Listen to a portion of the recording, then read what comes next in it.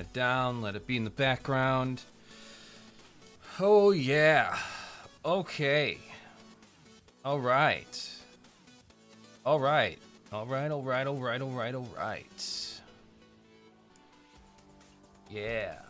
Okay.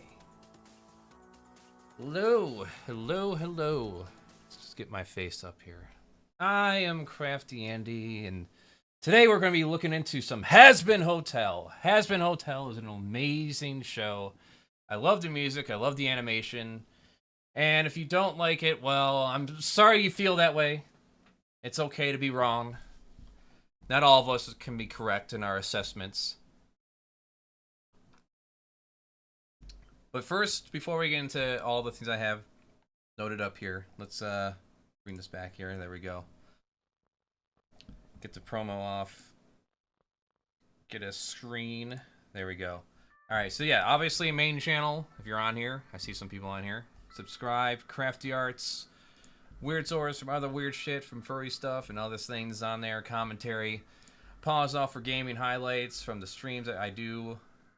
Or rather, Squigs the Weasel does on Pause Off Live every Monday at noon. Also, I do editing for the show Deep Fat Fried that does their live shows every week. And I post their clips on Onion Nuggets, the channel there. If you want to see some D&D, my friend Max K570 on Twitch. We do D&D more or less on every Sunday at 7 p.m. Eastern Time. If you hate everything here, I have my other friend, Uncle Taco, who does his own gaming streams as well. If you want to give me tips, the memberships are open, super chats are open, and I got a Patreon. You know, 2 bits is what I got it set to, or $2, whatever. There you go. So, Hazbin Hotel. So, one thing that came up as I did my research on Vivzy Pop and everything behind Hazbin Hotel, what was going on in the scene and everything. Let me tell you one thing that's an issue. Alright? Yeah. Well, let's talk about the show a little bit. So, we're going to go over bad reviews, the controversy around Vivzy Pop, the religious outrage, some videos and commentary on that, and ridiculing them. So yeah, once again, overall, love the animation, love everything about it. One of the most relatable songs I thought was Loser, because I think we can all relate to that a little bit. If you're not part of the 99%, then essentially you're a loser. You're not a billionaire? Yeah, better luck next time. Better luck next life. So that's just how it goes. Alright, let's get the recording started here. But there's one issue about Vivzy Pop, and that she's fucking human. I know, it's unbelievable. Vivzy Pop is a human who has made past mistakes and will make mistakes in the future, more than likely, because she's human. How dare she be human? So we're gonna go into the past here a little bit, see what's going on with Vivzy Pop. How dare she be human and do things that are just wrong, and learn from her mistakes. If you've ever watched any of Vivzy Pop shows, you'll have heard of her. Whoa. So we're not going to go through this whole video, we're just going to skim through it, actually, because a lot of this shit is actually pretty petty. Dramas. Anytime she's mentioned, people always bring these up regardless of the context, and to the average viewer, it can put you off engaging with her creations. A year ago, I made a video. So, just to see. So, first accusation is some shit she did of her not safe for work art involving some comic called Zoophobia. She did when she was 19, which is like, I don't know, 20 years ago at this point. Doesn't fucking matter to me what someone draws, because it's all fantasy anyways. There was tracing accusations, yes. So... Tracing. This point will be linked in... Paying homage to other animated shows by doing similar things with her characters and certain, like, dance moves. With the last and, one. Years ago, TVs too. With the walk cycle from Oliver and Company. Some oh yeah, if you have 2 paws dancing to the beat of music, you can't do that. Someone else already did that before. How dare you? This pose you see right here, someone did that before, so her doing that pose is just completely utterly copying and tracing. How dare she? I had this up and I closed it. So that makes also that means that oh, let's see. Yeah, here we go. Everyone who's done this bike slide from Akira. Yeah, these people are all fucking copying. This fucking anime is copying. Gargoyle is copying. Whatever this fucking shit is, whatever that shit is. Ninja Turtles, they're all copying. That's copying. Fucking tracing. Teen Titans, yep, all complete garbage. All this garbage. This isn't paying homage. This isn't a reference. This is just all copying.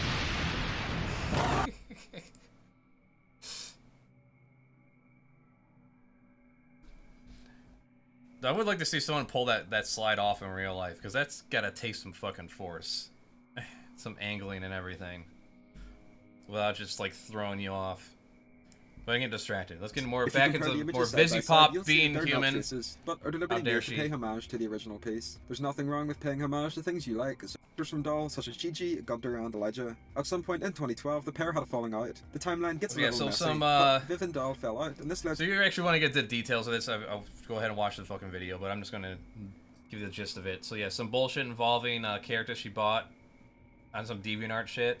So petty drama there. Everybody's in the wrong. They both own up to there, mistakes and work someone things say out, which is you very stole mature my of them ideas both. or something. Sausage Party. Back in 2016, Vivsy was a massive fan of the animated comedy film Sausage Party that released that same year. She ran a Tumblr side blog called Busted Nas, where she would post fan art about the show along with a couple original characters. Posting fan art of Sausage Party. Some bullshit involving characters. Yep. So first up, she did art of this character from the film. It's mentioned in the image as well, but the that's hilarious. Is a reference to the Mel Brooks musical comedy film called The Producers. The Pokes. Nope, you're not allowed to do anything Hitler related. If you do anything Hitler related, even if it's comedy or comedic or meant to be like tongue-in-cheek or anything like that, nope. You just have to love Hitler. The image, we can see the caption showing that it's an art trade with a person called I Hate Jews. This is like the most petty shit of just reaching as much as you can. Like, how dare this artist become popular and more successful than I am?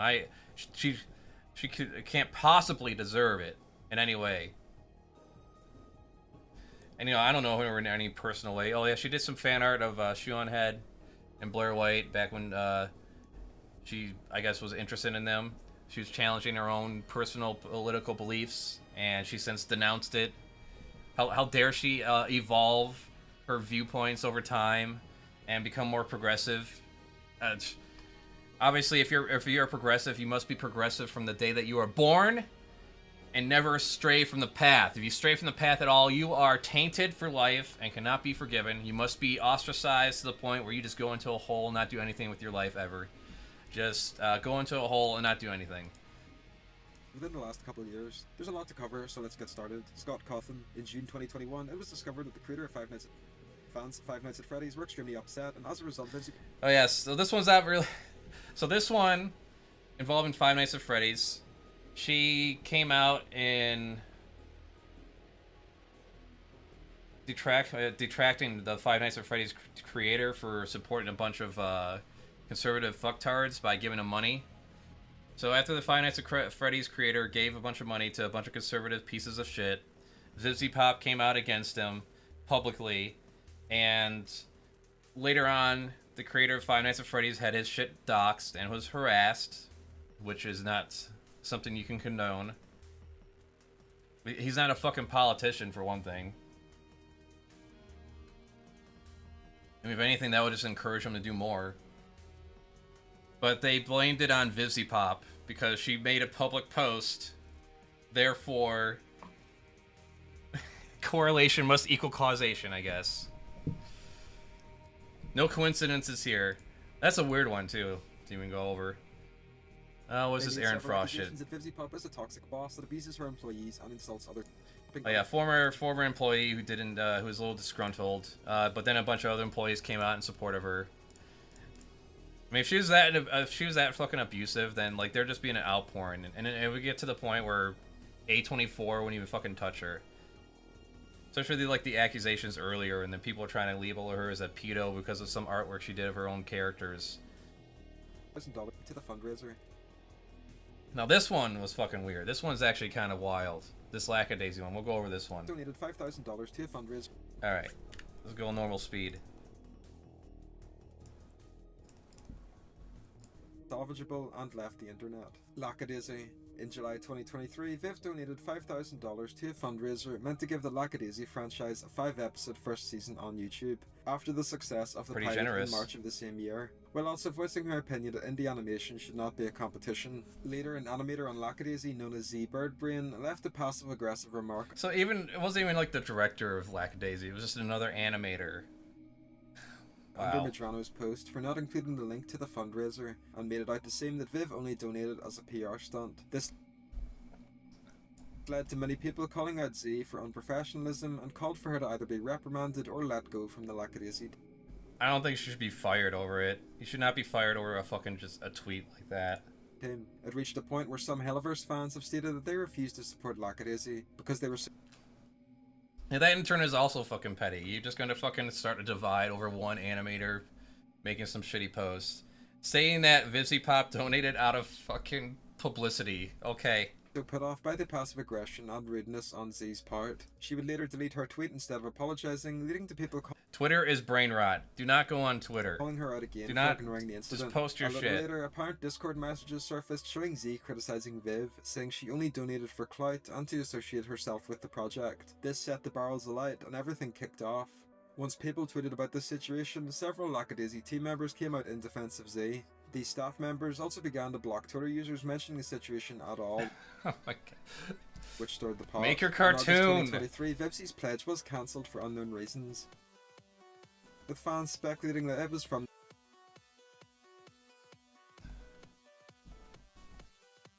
the Lackadaisy create this. Nature walking through, welcome. People are petty these days. Yeah. No, people are petty all the time. We just have social media now to just amplify the shit out of it. Like, all this shit that we used to, like, we would cringe about in high school and say and do, it's just, like, buried in the past, and it'll probably be completely forgotten from me in the next 20 years or so. But if it was on, like, if there was Twitter back then, or, like, Facebook at the level it is now, holy shit. We'd all be fucking answering for the stupidest shit ever. Themselves like the people on Twitter who put in their bios, I am against rape. I am against murder. I am against animal abuse. I'm against child abuse. Like, wow, no shit. You want a fucking cookie? I thought that was the default when you're in the human creator mode. Viv and any potential drama. Shortly after, an apology was made from the Lackadaisy team in the official Discord server. The apology says that neither Lackadaisy nor Z are transphobic and elaborates a little about the situation, and lastly says that they chose to rescind the pledge, but they don't elaborate on why. My take is that the situation is extremely bizarre and the Lackadaisy team were in the wrong. It's evident that several Lackadaisy team members had some sort of issue with Viv or Spindlehorse as a whole. You might have picked up on this in the previous situation when Ashley Nichols was caught leaking Discord DMs to Aaron Frost. People oh my God. Falling out happens all the time, however these attitudes clearly bled over into other projects. The pledge should have never been cancelled and Z shouldn't have made the bizarre accusations of clout chasing. Instead, the pledge was cancelled, several team members were running defense on Twitter, and anyone who discussed it had their tweets dumped in a group chat or server where they were blocked en masse by the whole team. It's a sad situation overall. I wish the best for Lackadaisy's team. Overall, hopefully they learned a lesson and they can move on from this. Like, you know, like, I don't have any personal involvement with any of the cast other than being friends with one of the voice actors. And that, you know, just let it go. Ken Draws. In May 2023, Ken Draws came out with a document against Vivzie. Included are a bunch of Discord exchanges between Viv and Ken, ranging between 2017 and 2020. The main things mentioned are the fact that Viv heavily referenced the cherry bomb pose made by Ken and didn't credit the pose. The cherry bomb pose. How dare she make a pose? Yeah, there's only so many fucking combinations of poses a character can do without breaking their limbs. Them on her Patreon. Vivzie only giving Ken the additional writing credit in the pilot outro, Viv using incorrect pronouns when referring to Ken, and being pushy when trying Jesus to get Christ. So I'll break it down. Users criticized Viv. Oh, this whole shit too. Let me just sum up the shipping. Alright, there's some people that like to pair up characters with other characters and like ship them together and like as like a conceptual relationship. Anyone who puts more brain cell puts any more than like 2 seconds of thought in that, I think is just You're gonna hurt your brain, okay? Don't hurt your brain. I don't care what imagined relationships people have involving fictional characters, whether they're actors or animated characters or whatever. Like, whatever goes on in someone's fucking head and whatever drawings they post about it, who the fuck gives a shit? Isn't the planet on fire? God damn. This one is fucking hilarious. So, we'll just go over this one. Alistair's voodoo image. So, Alistair has a bunch of voodoo similar symbols that come up whenever he casts a spell. And so a bunch of people accuse VivziePop of cultural appropriation. Something that is just complete bullshit, by the way. No one owns a goddamn thing, alright? Like, no one can own a hairstyle. No one can own a fucking shirt design. No one owns an invention. No one owns a certain type of dance. Like, no. Culture is meant to be shared and distributed. There's such a thing as cultural erasure. That's something that the white man has been doing for, I don't know, countless generations at this point. Like, let's see. What did black people invent? Let's see. Rock and roll, blues, jazz, techno, swing. And then white people come along, take it, and like, I made this. But other than that, like, ultimately, culture, like, the whole concept of culture and ownership just needs to fucking die. And, like, the idea that because he has, like, some symbols that are associated with voodoo, and therefore we make the connection that she's somehow demonizing voodoo religion, it's just fucking ridiculous, and it's just more further reaching. Just is a huge stretch. Serpentious received criticism after the finale of Hazbin Hotel. According to some anonymous Discord users, Serpentious was based on Vivzie's old friend, Dollcreep, who I mentioned earlier in the video. The statements made were that Serpentious was based on Dollcreep physically and was beaten. You can't base characters off of old friends that you have. How dare you?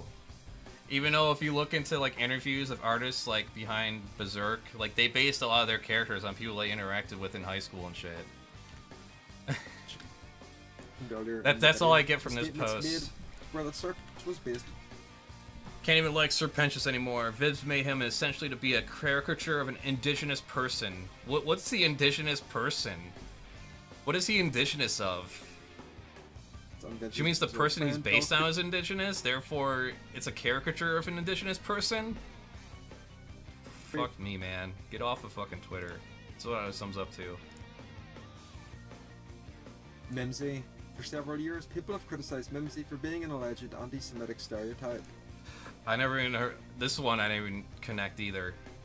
It's like people pulling shit out of thin air. Criticisms being... So this one character, Mimsy, being labeled as a Jewish stereotype because of nose?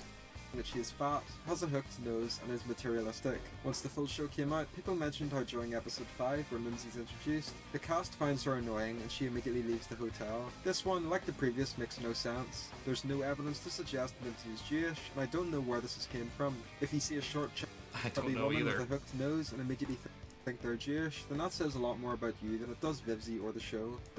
Yeah. It's like when people say, like, Ferengi are Jewish stereotypes. It's like, man, I never even thought of that. What makes you think that? Adam. During episode 8, Adam is unmasked and we see his face. Users complained that he was not biblically accurate and that he was a white man. The answer to this is that Adam's design was based on his voice actor, Alex Brightman. The bit was that people were expecting an evil character, however when Adam was unmasked, he just looked like an ordinary dude. It was made that way to subvert our expectations, and the fact that he resembled Alex Brightman was a fun reference. Discord transphobia. There's been a variety of Discord DMs released that allegedly show VivziePop talking about a variety of topics. The first image shows DMs of Vivzie allegedly bad-mouthing Kyra Kupetsky, creator of Chicken Nugget. According to Viv, the two of them have been shit-talking each other, so there's some sort of beef going on. In image 2, we see more DMs from Viv talking about Kyra. In image... Oh, yeah, let me go over some of these. Let's see. That's how sure it's coming from, blah, blah, blah, blah, blah, blah. Yep, okay, nothing burger. And then the last thing is the recasting of the show. So they needed to have union cast members, and they didn't have, and these people weren't on union. She also wanted a Broadway cast, and she was very clear about that. That's why there's no hard feelings according to the old cast members here. So there you go. That's it. That pretty much sums it all up right there. So yeah, there's all the petty drama involving Vivzy Pop. I mean, as far as I know, I don't know anything about her personally.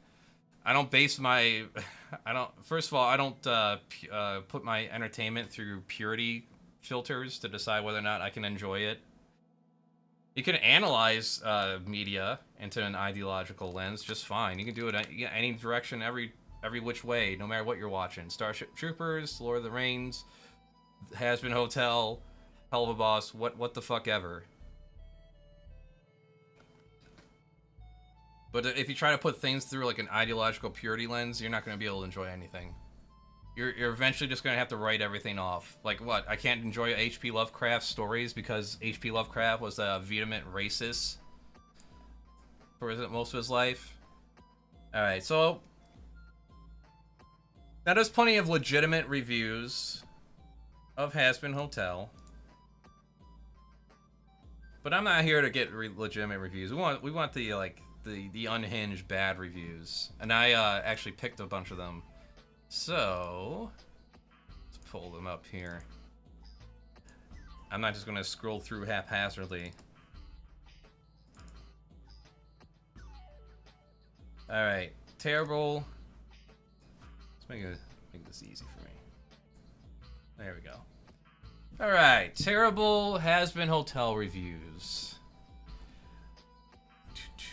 Fumbled big time. No, this show dropped the ball. They spent all episodes explaining how, but never why. Why do the characters care? And also nice job derailing your own central concept by having one of the antagonists verbatim say, yeah, no, they cannot be redeemed, so we will kill you anyways. This show has the balls for the main character to not care and keep going along with the same plan. We are given no reason why Charlie keeps his plan other than I can fix them. Even when she knows people will die regardless of her plan to save them. What is the actual point? So, I mean, I don't know. Did you watch the fucking show? Or did you just stop at the point where Adam said that they cannot be redeemed and that's the end of it? I watched the entire fucking show. The whole point is that Charlie's out to redeem souls so they can leave hell and go to heaven. And to change heaven's mind, and regardless. Now this one I haven't read yet. I just looked at the title and I knew I had to include it. Utter woke crap. Wrapped in musical style, awful. Garbage, predictable, and not funny at all. I made myself watch till the end of episode 1 to make sure it wasn't worth watching. I like adult cartoons and comedy, so I thought this would be good. It was seriously trash. I laughed at adult-themed jokes, if they're funny. This show didn't make me smile or laugh once. It's junk filler, like the styrofoam peanuts in packing. The entire premise is that heaven and God are bad, and hell and the devil are the good guys. Disney couldn't come up with a better example of garbage that skews right and wrong in the name of tolerance and acceptance. Please see it for yourself and prove me right. It's just crappy, predictable woke writing and redundantly bad stereotypical themes. Trash! I don't know what to fucking say to that. What makes writing woke exactly? Predictable woke writing. I don't know. People who did wrong need a second chance. Woke! Woke! Everything is woke. And you have to point it out. Let's see. I foresee a second season for this because contractual obligation, but there's far too much singing in every episode. There's 2 songs in every episode at the most. I think the last episode might have had 3. It might even have 2 still, too. I can't remember. This is nothing compared to Hell of a Boss. Go watch that instead. I was bored watching these first 4 episodes rather than entertained, and every time I started to enjoy it, the singing happened. And it just felt so horribly out of place. Some of the musical performances were painful to listen to. Clearly not the VA's forte, but I get it. They had to sign on these folks due to their contract. Too much corporate interference, perhaps, because I can't conceive how Hell of a Boss outperforms us in so many ways as they come from the same creator. Nisha really has this down. See what Angelina has to say. Trash. The storyline that is being promoted is a lie. and diminishing the woman, making us the fraud of working hand in hand with Lucifer, also known as Satan, and us women being the big part of an absolute evil heroine that we don't care for. For adult content is garbage, and for children content is the target to indoctrinate them into Satanism. Yes, because whenever we watch a show, we're thinking this is religious gospel that we need to follow. The cartoon images are horrible, almost looking like manga. What? Does America can do nothing better than copy all Japanese manga drawing? If this is, that looks nothing like any fucking manga or anime I've ever seen. The thing that actually makes it stick out is because, hey, you know what? America's full of a diverse amount of different types of people. So, wow, wouldn't you know? It looks a lot different and unique compared to a lot of anime. In fact, I think all anime. For at least the last 30 years now. And this is the garbage they are making with our money. They better remove it or we will need a different entertaining platform. Well, good luck with that as they all fucking consolidated with each other. The storyline is a lie. I mean, all stories are technically lies if they're fiction. Yeah, there's a lot of truth you can tell with a lie. And watch V for Vendetta. Unnecessarily nasty and offensive. A pointless story with no values or truths backing it. Came across it because a song from it came over my echo that the kids and I liked. I'm guessing it was the only song in the show that wasn't full of expletives. I'd assume at the time that it was from a video game and it was just silly. The rating at 16 is too low. I don't think I'm old enough to watch this. The old phrase, rot your brain, comes to mind. If you're...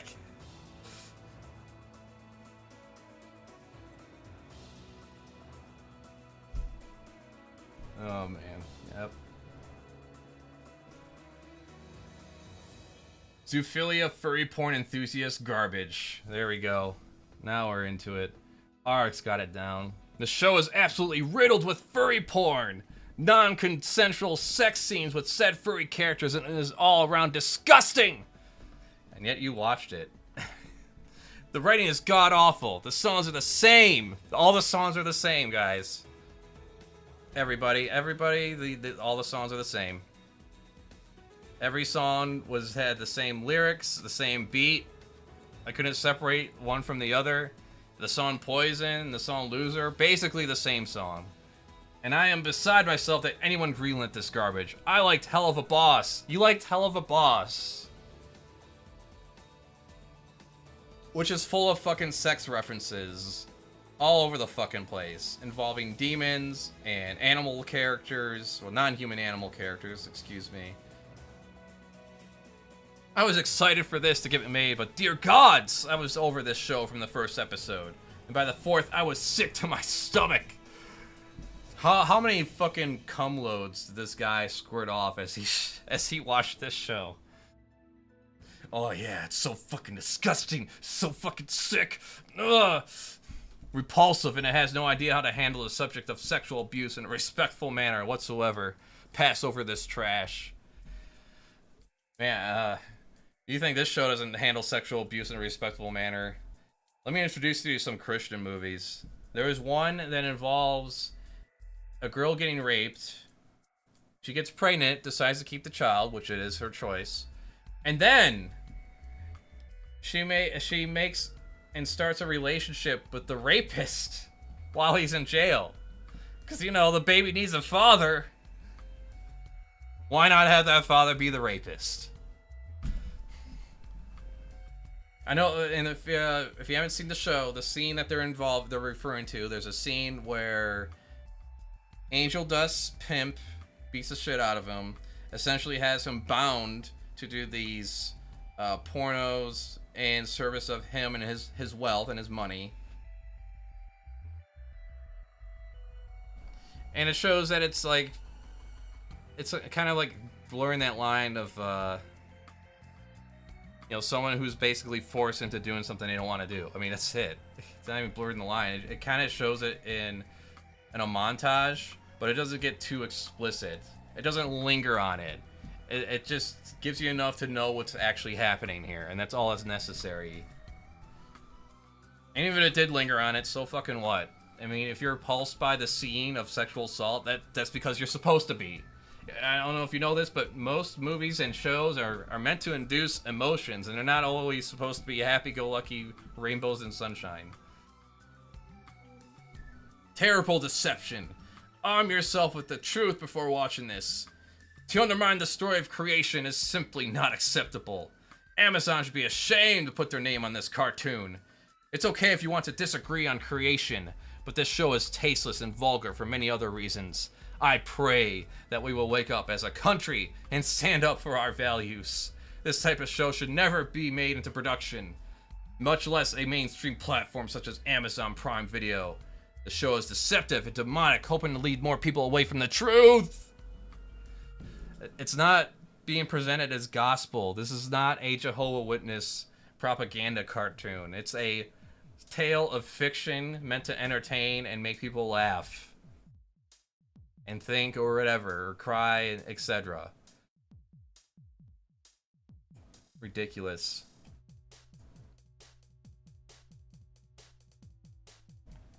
It's you're messing with the lore. We got a lore whore here, right here. Lore horror right here. Let's see. I find this series very disturbing and not an accurate depiction of hell whatsoever. A cartoon that makes Satan and hell entertaining and glamorous should not be watched. Well, yeah, you watched it. I mean, didn't you? It is neither cool nor entertaining, yet sick and twisted, and only shows the lies people believe in the depravity of man. Shame on Prime Video for adding such an evil series to their lineup. I understand it is intended for a mature audience, but there are many children that access Prime, and it is available to them. Well, I mean, it's not my fucking responsibility to parent your kid. Why did you decide to breed? That's your fucking problem. How is it possible that the culture is getting even more disturbed and perverted? This is the epitome of backwards thinking. How can we possibly be so blinded by evil pretending to be the victims and causing us to think their motives are anything but distraction of souls? I will do everything I can to spread the word about this show and how horrible it is. Yes, you do that, El Garber. You tell the world about this show. You go out in the streets, hold up signs, and tell everyone about it. Hazbin Hotel, and how this show is so fucking terrible and demonic and evil and full of perversion and violence. You go tell them about it. You promote this show. I mean, spread the word about this show. Yes. You do that. Let's see.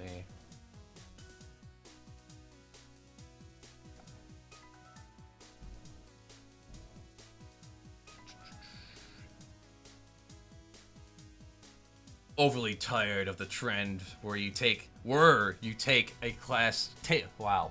Overly tired of the trend where you take classic literature or cultural texts, rewrite it to push an agenda that is the exact opposite of its original, and then push it out there to infect the culture and demonize an entire religion, race, or culture. What is it? Is it demonizing religion, race, or culture? Which one is it? This type of destructive propaganda is intentional and horrifying. Lucifer wanted free will? Try absolute allegiance. Hence, his original conflict with God, his pride in his fall, a choice he made. Again, it's not portraying itself as the truth, the one true God, or the one religion to follow, unlike your fucking bullshit text. Hazmat suit guy again. Hello. Shout out to my cousin who played this show to my extremely Catholic grandma. Glory be to your cousin who played that show to his Catholic grandma. It's too bad my grandparents are dead.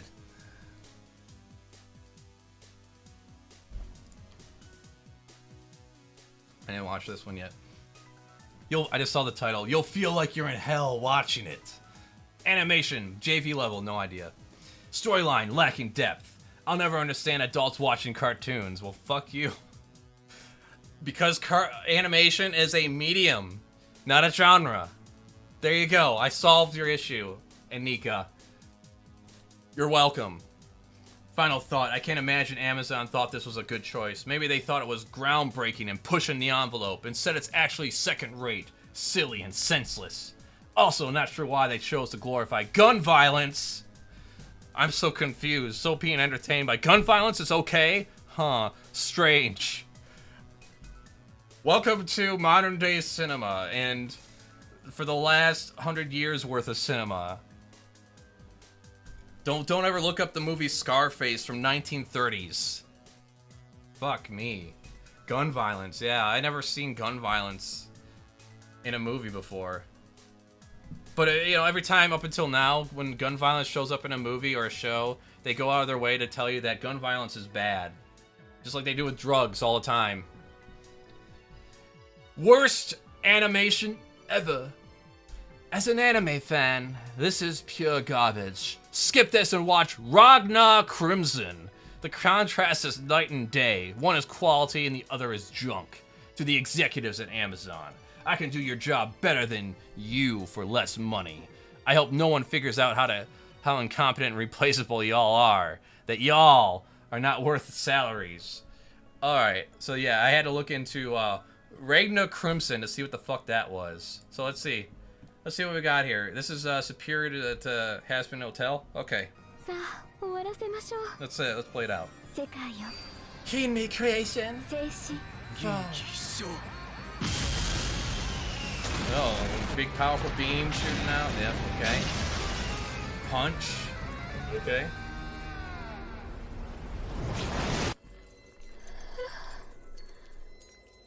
Some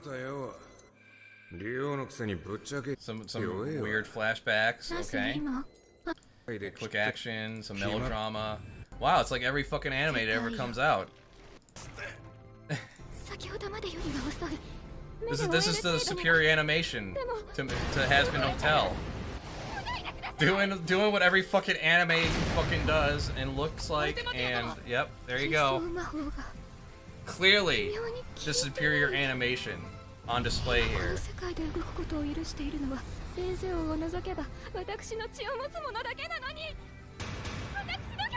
No, at least if you picked Attack on Titan, I would say there's a lot more in terms of like how impactful the action scenes are in that. But this, come on, are you fucking for real? Yeah, okay, buddy. You know animation. Everything about anime is trash. Got it. Remember, kids, some people should people should actually shut the fuck up like these angry moms writing reviews on an animated cartoon made for 18-year-olds. Yeah, I know. They want the internet to parent their kids. Let's see what else we got. Getting to the end here. Dangerous. Cartoons that brainwash both children and very young adults. I guess this Amazon customer is immune to it. This is just not necessary with all the confusion and evil around the world today to just dump more garbage on society. If the show was intended for mature adults, then why even make it into a cartoon? Once again, animation is a medium. Please do better, Amazon, and remove this show. It can easily be accessed and watched by children. Not my fucking problem, Mr. Amazon customer here, or Mrs. Or an NB. Trashy, uninteresting, and morally depraved. You have to have a really low IQ to watch this show. It's not interesting, it's not funny, it's morally depraved, foul-mouthed, and super trashy. If seeing a cartoon dog devil doing a cartoon cat devil from behind is your thing, you might like this show. For those of us with standards, however, we won't be watching this piss-poor TV series. I see B speaks for everybody. Last one. This show should be removed from viewing. This looks like you're trying to get teens to turn to Satanism and hate religion. Oh, believe me. Believe me. Religion does a good enough job on its own convincing people to hate religion, alright? Just talk to some people who were raised in it like myself, alright? This is unacceptable for any child. The 16-year-old rating does not prevent younger children from seeing it. Why would anyone want to glamorize hell and Lucifer and make heaven seem bad and influence children of any age in this way? Get this garbage off the air. Yes, Kindle customer. I'm sure Amazon will pay attention to your review. I'm pretty sure this is like something that's going to go away at some point too. I'm confident in that eventually Amazon is just going to go through its shows one day, just like Netflix, and just turn off fucking reviews altogether. Like, why would they want, like, just some sap talking anything about their show, really? Who cares? Oh, wait, this is the last one. Hide your children! Parents, do not let your children watch this show. Extremely dark content, including gang rape, porn stars, and BDSM. It is rated as 18+, but inevitably, children will watch this due to the animated format. The merchandise is marketed towards teens and younger. More pearl clutching. Which is better, Hell of a Boss or Hazbin Hotel? Man.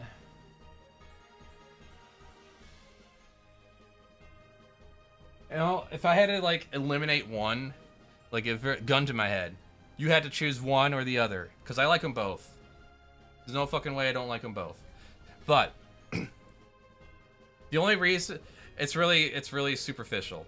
The only reason I can think of offhand, I would just eliminate Hell of a Boss over Hazbin Hotel, is because Hazbin Hotel has the musical element to it, and that to me generally is kind of what separates itself from the other shows out there, because for the longest time, having a musical has just been completely, utterly gone from, like, most movies altogether. Like, you might get, like, one a year or every 2 years in a movie format. So the fact that it's a musical and it's actually, you know, it's got some good hits to it and everything, fuck.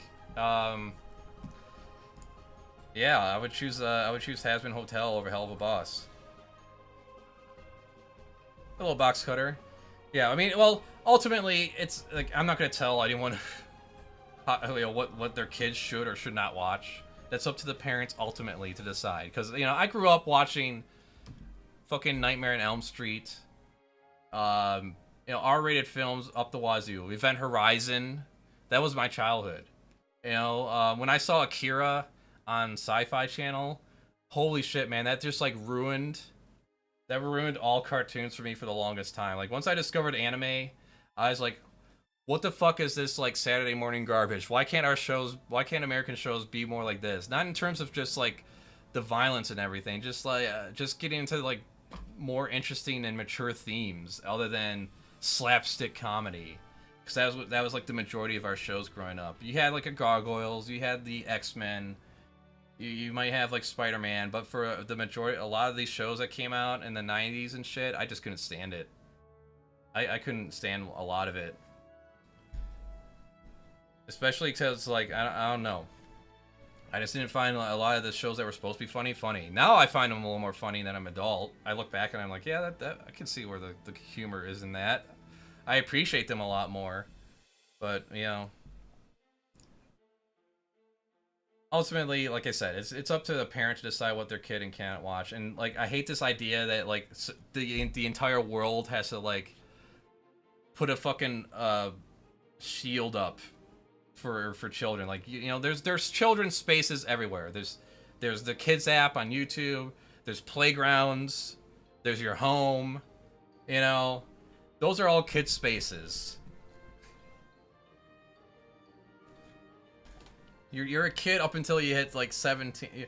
You're a kid up until you hit a teenager and you start developing, and then ultimately you're short time after that you're just considered a legal adult. All right, you don't want things so fucking sanitized to the point where you become an adult and there's, like, nothing you can enjoy because, oh no, think about the children. Children might come across this.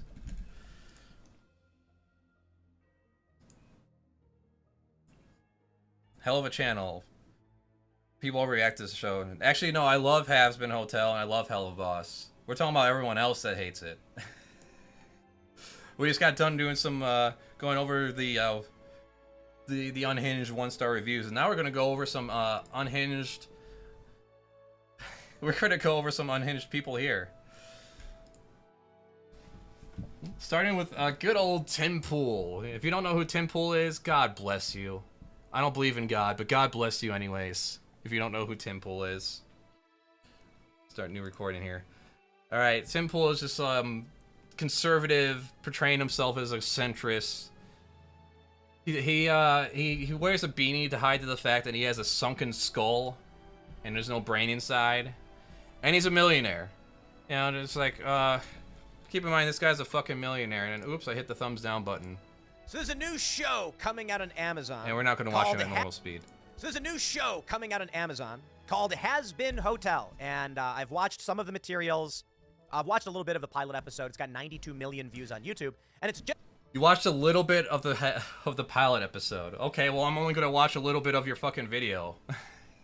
generating some buzz because more religious individuals, I'm not saying every... What does this tweet say? The propagandists are now actively making movies to promote the veneration of powerful demons, in this case Lilith, the patron demon of feminism. Corporations like Amazon and its media arm Prime are working with the devil. They are the enemy. Yes, they are the enemy. Okay, well, Amazon is kind of the enemy, but for not the reasons you want it to be, okay? You know, union busting, putting the workers to death, basically, working them until they die or pass out or go crazy and have to quit to avoid raising their wages. You know, there's lots of reasons to hate Amazon. Publishing a show that you don't like, that you don't have, that you can choose not to watch, is not one of them. Every single person, but there's some Nature walking through. Before Hotel came out, I was wondering how, say, the Vigilant Christian would have reacted to it. Glad I wasn't surprised by the paranoia. Is Vigilant Christian still around? Excuse me. Is Vigilant Christian still around? I know he quit YouTube like 20 times or something like that. And he would find... Oh, actually, now that you mention it, you know, mentioning Vigilant Christian, we are going to get into some Christians later on. Believe me. Oh, believe me. And they're just unhinged. Around the premise of the show. That is to say, the show venerates demons. It actually uses a premise based in religious Abrahamic biblical teachings, corrupts them, as a lot of modern things do, and basically creates this premise where Lucifer was a playful trickster who was thrown... It's fucking fiction. It can do whatever the fuck it wants. Tim Pool here being a lore whore about the Bible and its original teachings. But the angels wanted order. Even though the Bible itself was a culmination of a bunch of stories that people picked and choose which ones went into it and which ones were left out, including Lilith. Lilith was something I actually learned about recently. Like, oh, I didn't even know, like, she was like the original wife to Adam, and then she was kicked out of the Garden of Eden for being independent. Like, how dare a woman be an independent thinker and think for themselves? So they cast him out, and then, you know, Lucifer goes down to Lilith. Yeah, Lilith, not Eve. Haze. Bible thumpers are having a shark Lilith, leak the first face. wife Yes. of Adam. Lilith, of course, yes, was cast out because she would not listen to the man. That's literally. It's so fucking great. Then, being a former Christian myself, it's, you know, my hate boner for religion in general is not going to go away. Probably until the day I die. I don't know. But Lucifer is like, here's knowledge, and they become demons. And then, you know, heaven's all pissed off. And so the show is, I would say, a corruption of biblical teaching. It's an obvious thing. It's a fictionalized show that uses biblical teaching. It's a corruption of biblical teaching. Get the fuck out of here. So, okay. I did go through this video earlier, so we can skip most of this. He goes through the trailer. Goes through this trailer. Says some stupid shit here. And I was kind of like, some of the jokes are cringe. Not really my kind of show. Not interested. But I certainly think you are allowed to like this. So, no beef. If you like something I don't like, you know, go ahead. I'm not a big fan of country music. I know a lot of people like country music. I'm not going to sit here and be like, Tony, 2024, welcome. Country music shouldn't be allowed. I think it was funny when... Yeah, Lilith is part of Jewish folklore. You're right. Yes. You had the Daily Wire guys being like, rap isn't music. I'm like... From my understanding, though, too, is like when they were like the people coming up with the Bible, or what stories to include or whatever, like she came up. I guess she's like inadvertently mentioned in the Bible somewhere. I'm gonna look that up while this fucker talks here a little bit. Oh, come on, dude. People are allowed to like things. You don't have to like it. I can certainly understand why there's other kinds of music you do like, but some people like... He's just gonna play down the middle here for a bit. I think there's some good rap. I mean, take a look. You know what's a great song is Handlebars. Do you know that song? That's a rap song, and it's thought-provoking. It's interesting, and they have the BLM fist as... The Bible mentions Lilith only once as a dweller in waste places, Isaiah 34:14, but the characterization of the Lilith or the Lily, as a seducer or slayer of children has long prehistory in ancient Babylonian religion. Okay. The bad guys in the music video. But that's my point. We gotta win a culture war. It means we have to be persuasive and produce good culture. Going online, and I'm not saying this is what everyone's doing. This is another thing. Putting everything through the culture war lens. How fucking joyless is your life where everything has to be put through the culture war lens? Vivzi's Pop's ultimate agenda, I imagine, was to make a show that she wanted to watch herself. And get a team together and produce something that she can enjoy and other people could possibly enjoy. That's generally how creatives go, you know? I want to make this thing that I want to see, and hopefully other people want to see it too and enjoy it. That's generally how it goes. That's my plan with my book I'm writing right now and my graphic novel. You know, that's how it goes. Hopefully I'm making something that other people will enjoy. As well as myself. And I don't look back on it and I'm like, oh fuck, what the fuck was I thinking? Hello Wheezy! Lucky Charms. I personally really like Hazbin Hotel. Me too. Welcome. Welcome to the club. I'm just saying, in the event you don't like what they're teaching, saying Lilith is fierce and independent, is gonna help demons or whatever, you know, like that stuff. Is Vivzi Pop religious or not? I have no fucking idea. She might be spiritual, but, you know, I say might. So, you know, take that for whatever. Like, who cares? You need to make the inverse. You need to... Like, the majority of us growing up have some way or some form have been, inundated with some kind of religious teachings. Like, I was raised Christian up until I started reading the Bible and actually putting it up to the test in my 20s, thanks to a guy named Aaron Ra who does his own activism as an atheist. Make a show just like this in the same style. I'm not really a fan of the religion part, though. With similar humor that doesn't use crass... What religion part? Cringe humor, and the bad guy is the devil. How about that? Look, Amazon Prime allowed Sound of Freedom. We have those victories. It also allowed... Yes, Amazon Prime allowed a shitty movie called Sound of Freedom on it, and they promoted it. Like, then apparently that's, according to people who are victims of trafficking, their critique of that movie is that it does nothing in terms of saying anything about the realities of human trafficking. It's just a fucking virtue signaling jerk-off piece for that conservatives latched onto, so they could try to spin their fucking QAnon conspiracy that there's some cabal of Hollywood elites and a movement trying to like normalize pedophilia somehow. I mean, that's generally how that all went with that Sound of Freedom movie. Nature Walking. I've been working on a story where the Mormon leader tells the main character that the religion is fake and they are just profiting off of the people. That's how I feel about it. I mean, that's exactly how it is. I mean, there's no fucking way that Joseph Smith didn't lie. He had a fucking scam going on and changing around like past religious beliefs. It was like some text that only he only saw. And he only interpreted, and he lost it or some shit like that. Hotel, which is, I don't think the people behind it are secretly being like, how can we make a Vivzi Pop should make a spin-off show just how heaven is and what it's like, because we only saw it in episode 6. You know what? That would actually be pretty good. Like, The Boys recently did like a spin-off or one-off series called Gen V, which is focused on a bunch of original characters in a school setting. You know, that'd be pretty cool. Have like an entire season or half a season about just like heaven and the characters there and their interaction. I mean, there's plenty of plenty of possibilities for the show. I'm sure Vivzi Pop has a plan. Demons. Hopefully she has a plan. I think they were like, wow, take a look at this YouTube show that's got 90 million hits. We should buy this and make more of it because it has 90 million hits. Yeah, Tim Pool basically explaining how capitalism works to his dumbass audience. So the person who makes it... Yeah, wow, you know, a popular show got picked up by Amazon. Guess what, everybody? That's how that works. Path to monetization as, say, Amazon does.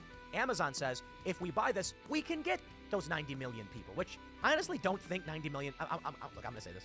I don't think the number's real. There's a part where he says mostly real about the show here. Let's see. This trailer, and I'm sure a lot of Christians will get angry about it, and I think so, because the way it misrepresents the biblical teachings. Let's play. Once upon a time, there was a glowing city protected by golden gates, known as heaven. His last name I'll say it was ruled by beings of pure light. He just pads out for time. Angels that worshipped good and shielded all from evil. Lucifer was one of these angels. He was a dreamer with fantastical ideas for all of creation. Doesn't bring up anyone up to speed who hasn't seen the show by the elders of heaven, for they felt his way of thinking was dangerous to the order of their world. So he watched as the angels began to expand the universe in their ways. From the dust of earth, they created Adam and Lilith. Okay, so I'll pause right there. and we'll talk about why people are upset first. The angels. Yeah, we went over that. Lilith is established. Based, yeah, now based I'm all on for Jewish reform. folklore If some before. fireworks at people or fireworks. There we go. This is where it how goes. could they? The general idea that we've been seeing from the Here, listen to this stupid shit. Modern left is that the established order should be broken and destroyed.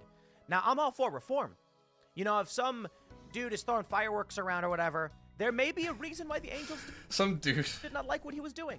Some dude throwing fireworks around. That's how he interprets Lucifer and his creativity and you know, vision and being a dreamer is just face value literal. Because he's throwing what is a metaphor? Metaphor. Definition. Fireworks Look it at up. people or throwing them in the air. It's like, dude, chill, man. I'd like to point this out. As they say, he was a dreamer. With fantastical ideas for all of creation. And you see him throw fireworks into the air, and he's smiling and laughing. Yeah, fireworks are beautiful. They can be great. But let's take this literally. The angels... No, let's not. That was just like... That was just something being conceptualized. It's just to represent that he was like a free spirit full of various ideas and creation. He wasn't literally just shooting fireworks off. They're like, dude, stop throwing fireworks! And he's like, oh, but they're pretty. It's like, okay, yeah, well, you get my point. I'm kind of being a dick, but let's play more. But he was seen as a troublemaker. You're being a stupid fuck. By the elders of heaven. This guy's a fucking millionaire. He's a fucking millionaire. And when he sees like a carrot, when they describe something, Lucifer was a dreamer. He had all these wonderful ideas. Whoosh, whoosh, whoosh. And for him, he sees, why is he throwing all these fireworks out there? That's just ridiculous. This is outrageous. Why is he throwing all these fireworks? For they felt his way of thinking was dangerous to the order of their world. Yeah, the order. It's the fact that he didn't confine himself to a box. He had visions. He had ideas. That's the interpretation that's being given to us here. So he watched as the... Yeah, I can't wait for season 2 either. Logan Wolf. The Lore Gang? Wait, what's the Lore Gang? Is that some other movement on Twitter I don't know about? Expand the universe in their... Alright, next, enough of Tim Pool. Michael Knowles. Michael Knowles is a, possibly, a closeted gay man, pretending to be a conservative straight man, who also, or, you know, maybe bisexual. Married. He acted as a gay character in some student films. Something that he probably wishes would just go away and never be mentioned at all. Let's watch him weigh on Libs this. Are not just implicitly embracing evil. They are now very explicitly promoting it. There's a show that's been making... Liberals are not just embracing evil, they're promoting it. Yes, liberals. I mean, liberals are pretty fucking evil.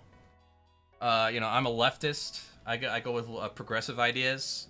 Liberals are just essentially conservatives at this point, or, you know, 1980s conservatives. They're very fiscal-minded, and, you know, they're anti-immigrant. They're, you know, they keep raping the third world with their policies. You know, everybody looking forward to voting for Genocide Joe this year? I'm not.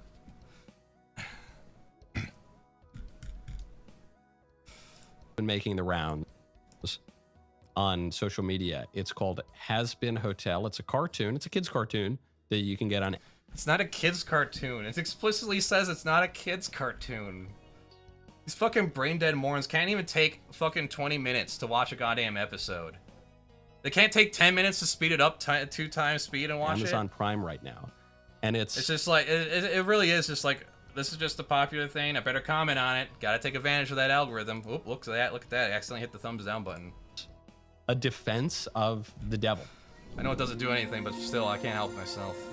Once upon a time, there was a glowing city protected by golden gates, known as we're gonna have to heaven. play some of it because It was it's gonna ruled pause by it.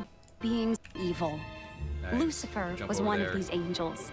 He was a dreamer with fantastical ideas for all of creation. Michael Knowles with but he this was seen as goddamn a troublemaker. mid-90s first-person shooter aesthetic of brown and gray.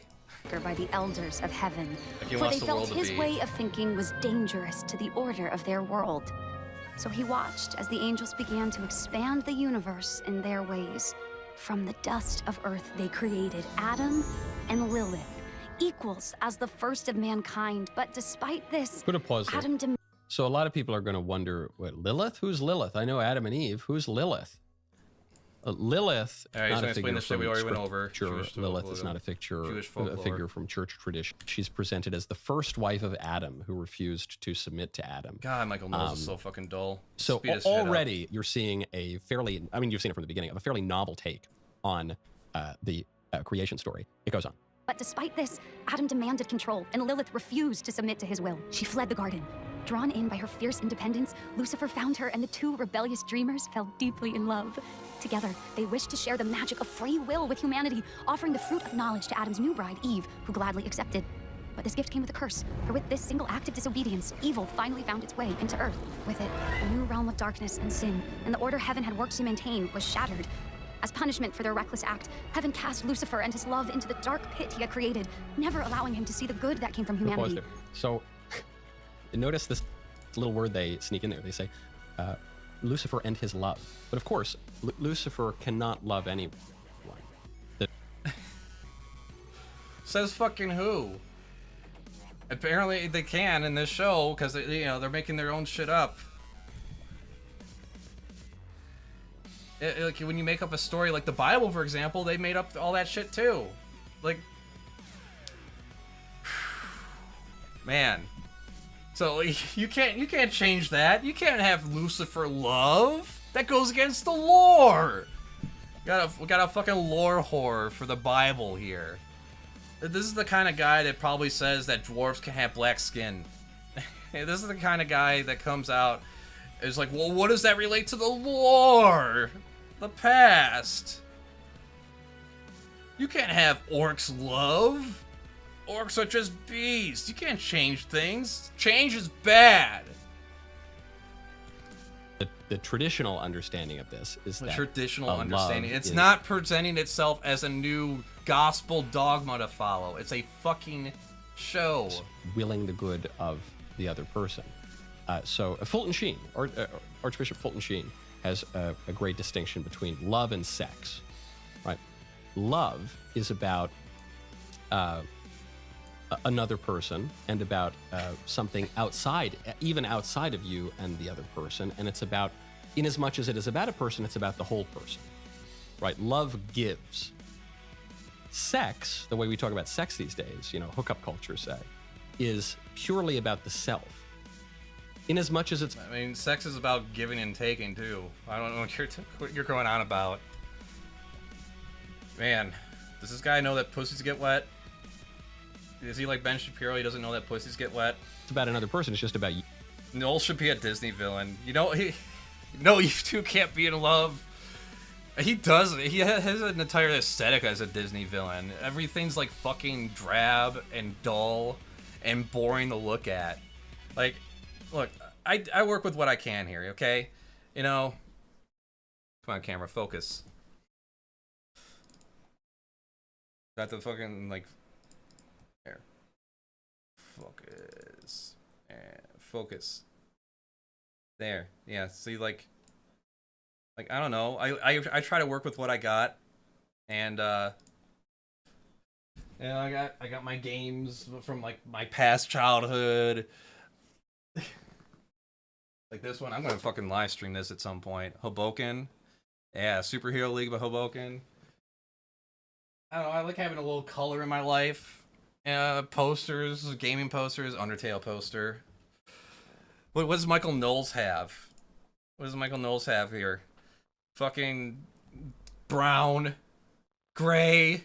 Even the skyline in the background looks like it came from the Wizard of Oz opening when it's all sepia toned. This is what he wants the world to be like. Using that other person's body to gratify the self. It's about instrumentalizing people. C.S. Lewis talks about this in the Screw Tape Letters. When why are you watching cartoons? That's for children. Things talk about desire and love. It's about a desire for another person, when the demons talk about desire and love, it's about a desire to use the other person to devour him. It's about always coming back to the self. Are we going to talk about the show? There's no love in the... Are we going to talk about the show or your fucking religion that you pretend to believe in? Traditional understanding of Lucifer. Then, you know, these poor, hapless little rebels, you know, they're cast and they don't get to see the good that came out of their evil. But the traditional understanding is, and the true understanding is that the Garden of Eden was perfect. It was totally perfect. And except for the fucking tree he put there, you know. God put this fucking fruit tree or plant or whatever and said, if you eat this fruit, you will surely die. And then Satan came along and is like, you won't die. You'll just gain the knowledge of good and evil, just like God has. And then he was right. He told the fucking truth. Death pervade the world because man is tempted by Adam and abuses his free will. Abuses his free will. Okay, well, if you have a gun to your head, because that's basically what heaven and hell is. It's the philosophical gun to your head. Either follow my ways, or I'll send you to a place of torment. That's not fucking free will. Then you don't have free will. Then, all right, that's an illusion. That's an illusion of choice. That's the equivalent of when I heard a guy who said that, well, it's the slaves, it's the black slaves' fault for being slaves. They could have just chose to die instead of being slaves, you know? That's their fault that they were enslaved. They could have just chose to fight and die or whatever, or just roll over and die. Like, give me a fucking break. That's not a fucking choice. This version of Lucifer is more like a Promethean view of Lucifer. This view of Lucifer is that Lucifer actually helps man to it's achieve also his not true again, it's not presenting itself as being potential, and so much more historically good accurate. There was a little bit of evil too, you know, life's kind of messy. Unlike man. you and your fucking Bible. Keep going. Only the cruel and the wicked. Ashamed, Lucifer lost his will to dream. There's more evidence too. They didn't even bother to do anything besides this trailer. I'm not going to talk about the show. I'm not going to talk about the characters. Not going to talk about any of the themes or ideas. But Lilith lazy fucking bottom of the barrel content to fill time and space. But hey, you know, it promotes the show more and just convincing more people to watch it, really. thrived, empowering demonkind with win-win, her I voice guess. and her songs. And as the I'm numbers leeching hell off of it. grew, so did its Leeching power. off Michael Knowles here. Okay, you get it here. What's funny, from the very beginning, they say Lilith was an equal with Adam, but Eve is presented in a way as an equal with Adam too, because Eve is taken from Adam's rib. So not from his head, she's not above Adam, not from his foot. How did Lilith get there? I mean, according to the folklore, how did Lilith get there? Did she just sprout from the ground? Is that what made her independent? She's not below Adam, it's from his rib. Though they have different roles in their... And God couldn't just make Eve like he made Adam. You know, just out of thin air? I mean, he's God, right? Why the fuck does he go through the trouble of removing Adam's rib and making a woman out of it? It's fucking ridiculous. Complementary. And so... We really scrutinize this shit. The more and more ridiculous it is. She does submit to Adam. I mean... That makes her not an equal then. If she submits herself to his will and his ways... You know, love and relationships are about compromise. And... you know, it's supporting one another and keeping each other's feelings in mind. It's not being submissive to the whims and ways of others. Now, I can understand how some people get enticed by that. I mean, hey, you know, you basically put your life on autopilot, right? Yeah, let my husband take care of all that shit. And he takes care of all the money, he takes care of all the bills. I just gotta clean the house once in a while. I don't have to worry about anything. And then my brain goes idle and it goes wonky as I get older because I haven't had an independent thought for decades. And you wonder why people like my grandma suffer from Alzheimer's. You hear this in Genesis chapter 3 when they're about to leave the Garden of Eden, and Adam is called on to love Eve. Here, though, you get a mixture of Satanism and feminism. And the show is listed as being for mature audiences. But well, you said it was for kids earlier. All right. Do you really think kids aren't going to watch that show? And once again, I'm not responsible for what your kids watch. You are responsible for what your kids watch. That's why they're called your children, because they are your children, not mine. I mean, I remember when I was a kid, South Park was for mature audiences. Kids loved South Park, myself included. And though there's some naughty stuff in South Park, it's relatively okay if you watch it. To the rest of the culture, it's not so bad because South Park has a broadly normal and conservative message. A normal, conservative message. Have you even fucking watched South Park? I think you're lying. I think your parents forbade you from watching South Park. Are you fucking kidding me? You would be a character they make fun of in South Park. You'd be getting fucked in the ass by a fucking beast in that show. There was an episode where Cartman kills another guy's parents and turns him into chili. Is that part of the normal conservative message? That if someone wrongs you, you get to kill their family and then feed them to them in a form of chili? Is that part of the normal conservative message? Man. This, not so much.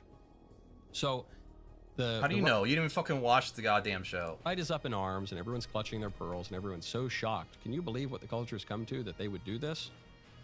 I'm not shocked at all. The culture is surprising. The culture is some entity that just sprouts things out of the ether as a reaction. It's like the It monster from Stephen King. It just comes into being. It's attracted to certain auras that the people give off, and it produces shows like Hazbin Hotel. None of this is new. None of this is original. This is the same thing you see in the first pages of Saul Alinsky's Rules for Radicals. Saul Alinsky's Rules for Radicals, the first edition, has, just after the dedication, an acknowledgement to Lucifer, that first rebel who lost heaven but won himself a kingdom. Saul Alinsky said, yeah, well, you know, Satan isn't real anyway. And so. Saul Alinsky's left-wing activism is the kind of community organizing that directly inspired Hillary Clinton. She wrote letters. Probably gonna read this book now, thanks. To Saul Alinsky, that inspired Barack Obama, that inspired the modern Democrat Party. He says, my leftist activism is Satanism, is Luciferianism, our inspiration is not God, our inspiration is not our Lord Jesus Christ, our inspiration is the devil.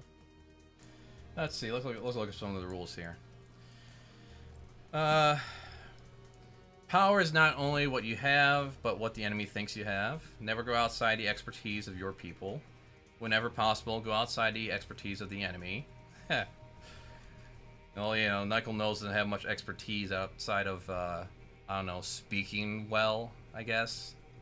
And being a fucking shill. Make the enemy live up to its own book of rules. Ridicule is man's most potent weapon. There's no defense. It is almost impossible to counterattack ridicule. Also, it infuriates the opposition, who then react to your advantage. A good tactic is one your people enjoy. A tactic that drags on too long becomes a drag. Keep the pressure on. The threat is usually more terrifying than the thing itself. The major, you know, kind of like how they fearmonger over fucking drag queens. Jesus fucking Christ. And you know, all it is just people in drag reading stories to kids. Or drag queen story hour. Which, as some have described it themselves, as essentially it's the same as someone in clown makeup doing the same thing. And they're perceiving it as like a threat to children. Let's see what else we got. The major premise for tactics is the development of operations that will maintain a constant pressure upon the opposition. Major premise for tactics. Okay, yeah, fair enough. If you push a negative hard and deep enough, it will break through into its counter side. This is based on the principle that every positive has its negative. The price of a successful attack is a constructive alternative. Pick the target, freeze it, personalize it, and polarize it. Yeah, interesting. Okay. There's some of the rules from Solinsky's Rules for Radicals. Okay. And Amazon, a pragmatic primer for realistic radicals. Amazon says, yeah, what he said. Okay, yeah, that's what we've been seeing from the beginning. Leftism. What does this have to do with the fucking Hazbin Hotel, by the way? What? From the beginning has been a rebellion against God. Leftism, the term, comes from the National Assembly during the French Revolution, when the people on the right of the Assembly Hall supported the church and the king, and the people on the left of the Assembly Hall opposed the church and the... Geez, why would they want to oppose the church and the king? I can't imagine why people back then would want to oppose the church and the king. Why? Why would they want to do that? Why would the French Revolution happen? Is it because the conditions were created for a revolution like that to happen? It has nothing to do with like the lives, the quality of life overall from the majority of people we're enduring, kind of like now, right now. Like, we're pretty much in the new Gilded Age, where there's just a huge disparity between people like us, especially poorer people, and, you know, the billionaire class. And then the fucking millionaire shills that just say shit that they don't even fucking possibly believe. So they probably believe in some degree, or they just don't give a shit. I'm getting paid. This is what I gotta do. I gotta say some stupid shit for my audience, and that's it. Legitimate authority. It's always the legitimate authority. Well, they decided it wasn't legitimate because of the suffering they were causing. Like, what the fuck is this? It's been about that, man. It goes all the way back to the Garden of Eden, when men say, "Ye shall be as gods." That's what it goes back to. It goes back to the Tower of Babel, when men tried to become higher than God, and in their... Oh, good point bringing up the Tower of Babel. So the Tower of Babel is a story of a bunch of people coming together to build a tower to heaven. Which... not even fucking possible to reach the goddamn stratosphere with a tower that size. But, you know, the idea was like they're going to build a tower to heaven. And God just being like, "Heh, look at their efforts trying to get to heaven by just building a tower." Instead, he's like, "Oh shit, they're trying to build a tower to heaven." Zap! Changed all their language. Changed mankind's language and scattered them about the earth. And that's their explanation of why there's different languages. Pride, they were scattered all around the world. Right. And had they just put themselves at the foot of Calvary on their knees, they would have actually been the inheritors of a far greater gift to become children of God. Oh yeah, that sounds like such a great gift. Just submit. Be submissive to someone you can't see, that doesn't prove themselves, that won't do anything for you, that just doesn't give a shit. You know, if there is a God, at the very least, he just doesn't give a shit. And what kind of design God gave us too, by the way, if we're gonna go into the fucking gifts of God. He made our air hole the same as our food hole. How many people choked to death before the Heimlich remover was figured out, alright? I'm gonna make your pleasure areas the same as your toilet areas. Yeah. Is that his sense of humor at play there? You know, the penis and vagina is where pee-pee comes out, but it's also the part that feels really good to put together. Yeah.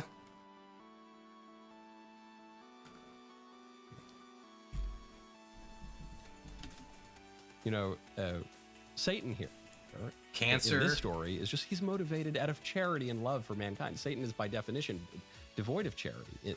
What really Again, you're fucking up with the lore! Lore whore. Is, and in the traditional telling, Satan is envious of man. Why is he envious of man? Some say he's envious of God's power. I don't think, maybe that's some of it. But he's also envious of man, because man is... Can't people are like debate discussing the idea of Satan as if he's a fucking real entity now at this point. Made lower than the angels. He's fleshy. You know, I love talking about shows and movies and stuff like that and ideas, because, you know, it's all low stakes. Like, even if you get, like, impassioned and mad about it, at the end of the day, everyone's friends because it's just a fucking movie. It's just a goddamn TV show.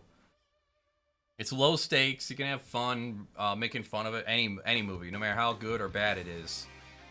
And at the end of the day, it's just a show, and no one's going to take it personally. If you do take it personally, I think you need to get checked out. Maybe you know, see some counseling. Why is this so important to you?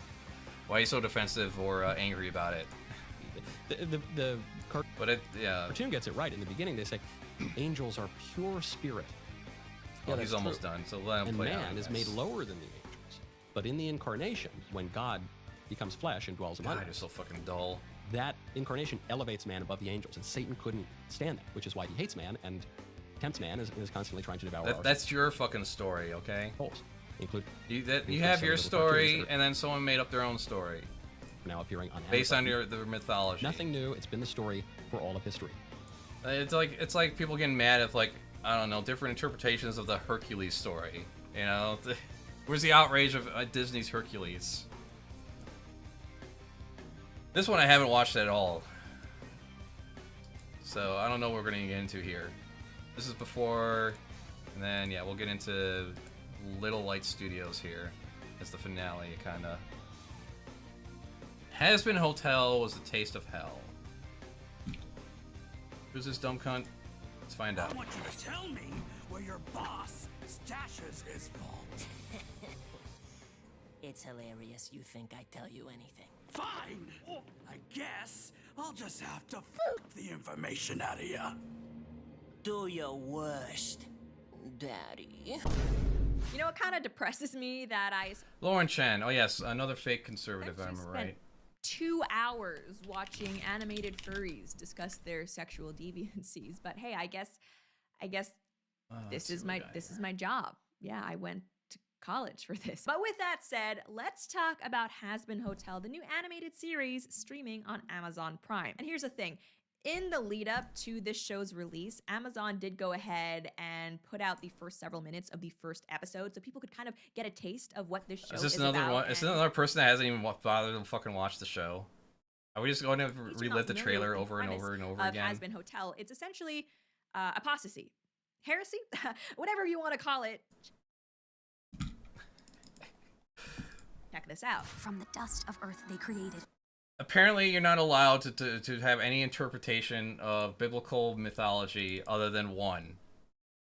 Adam and Lilith, equals as the first of mankind, but despite this, Adam demanded control, and Lilith refused to submit to his will. Lucifer found her, and the two rebellious dreamers fell deeply in love, offering the fruit of knowledge to Adam's new bride, Eve, went through this who gladly already. accepted. So Holy I feel shit. like you don't need to be a Christian apologist or an overly involved suburban mother to understand why that clip upset some people. And in fact, I cannot count how many different people sent me that clip saying, "Hey Lauren, have you seen this? Maybe you should check this out and do a video about it," because I feel like Yet another, you know, like doll set up here.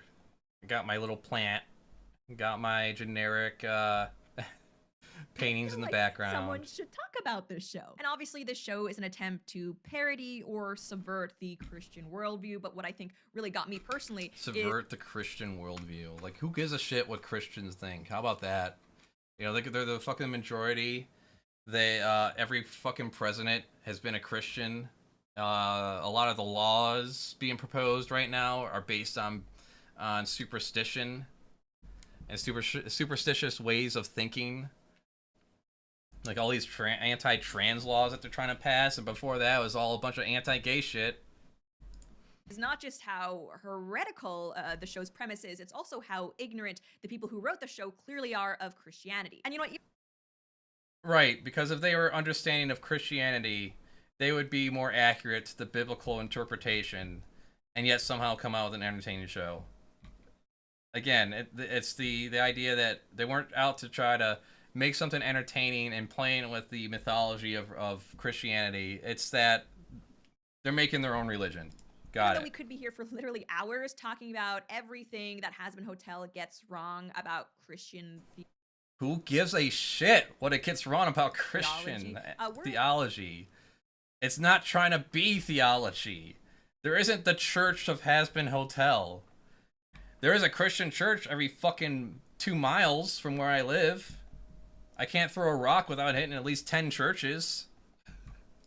Instead, today, going to talk about the show itself, because I feel like there's a lot of other channels who will probably dive into what the show misunderstands about the Christian worldview. Or maybe just dive into what the actual show's about, like its themes and ideas and personal experiences that can relate to the real world and things that people go through. Such as like redemption, making mistakes, sexual assault, being used and abused, being down on your luck, having a vision and everyone trying to shit on that vision, having an idea and a dream, and feeling like the entire world is coming down on you about it.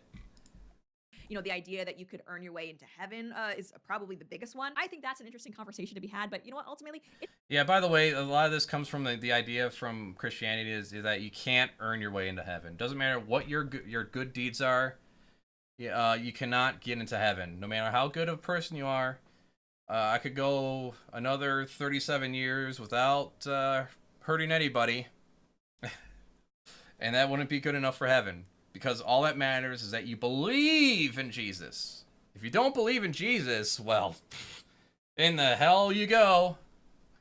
It's not my expertise. It's probably not what you guys are here for. Jesus is the ultimate dodge of personal responsibility. You're like, well, Jesus died for me. I'm sorry. Okay, you can get in heaven. So instead, let's talk about whether the show is actually good, because it is out now, or at least the first 4 episodes. Oh, she actually going to watch the show? Holy shit, is she going to watch the show? I did sit down to watch it. So the broader premise of Hazbin Hotel is that Charlie, Lucifer's daughter, the princess of hell. Holy fucking Lulia, we're actually going to have someone actually get into the goddamn show. Wants to try to rehabilitate souls that have been damned to hell in her Hazbin Hotel so that they can earn their entry to heaven. And this is important to Charlie because in this universe, every year, angels come down from heaven to hell and essentially carry out a genocide of demon souls, or souls that have been damned to hell, because the population of hell keeps getting overcrowded. Now, this fact, the idea that angels are slaughtering murderers and cannibals and rapists, for some reason, it really upsets Charlie and is the motivation for her trying to save these, I mean, really terrible, terrible people. And I know, like, from a Christian worldview, you don't just need to be a literal murderer or cannibal in order to earn a place in hell. But the show makes it pretty clear that, yeah, the demons that Charlie is trying to save, they are actually really terrible people, like maiming each other, just the worst of the worst, which honestly is my first criticism of the show. The stakes here that we are supposed to buy into, be invested in, is that, oh no, if Charlie isn't successful in rehabilitating these demons, then the rapists are going to be killed by angels. Nice. You know, maybe it's...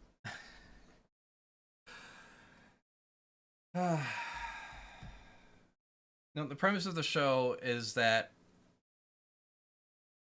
can people be redeemed and and make themselves better people so they can move on. And yeah, there's some people that are going to not want to change or refuse to change. And there's going to be some that actually have to make the effort and are willing to make the effort. If you really want to get into the whole idea, can a rapist be redeemed? It's not like my job to like forgive people's transgressions, all right? Especially if they're not done to me. Like, I can't forgive someone on someone else's behalf. Just me, but I'm actually okay with that. Not only does Hazbin Hotel portray the souls that are in hell as like really the worst of the worst in terms of their moral character, but they've also seemingly gone out of their way to dehumanize them and make them look like literal monsters. Because I mean, Charlie herself. Well, some of them are actually denizens of hell. Some of them are actually born in hell. Some are actually some are demons and some are human. That's how it works. As a character, she looks kind of human-esque. She's been anthropomorphized as the Princess of Hell, so I can understand people sympathizing with her. But all the other characters, like, they don't look like good dudes. They don't act like good dudes. So ultimately, when we have Charlie freaking almost like, because they're in hell, almost like they're, you know, kind of like complicated characters. You know, they have some, you know, they have a little bit of more than just their surface level features. You know? Now saying, oh no, all these monsters are going to be killed. I'm kind of like, good, I hope they are. By the way, it's not just the background characters who populate hell that are bad people, bad monsters. I'm guessing this person believes in the death penalty, you know? Because, you know, when people are killed, that undoes the damage they do, you know? When a murderer is murdered by the state, that unmurders the people that they murdered. You know? In this show, that also applies to the... When a rapist is just, like, tortured and punished and beaten, that just like unrapes the people they raped, you know?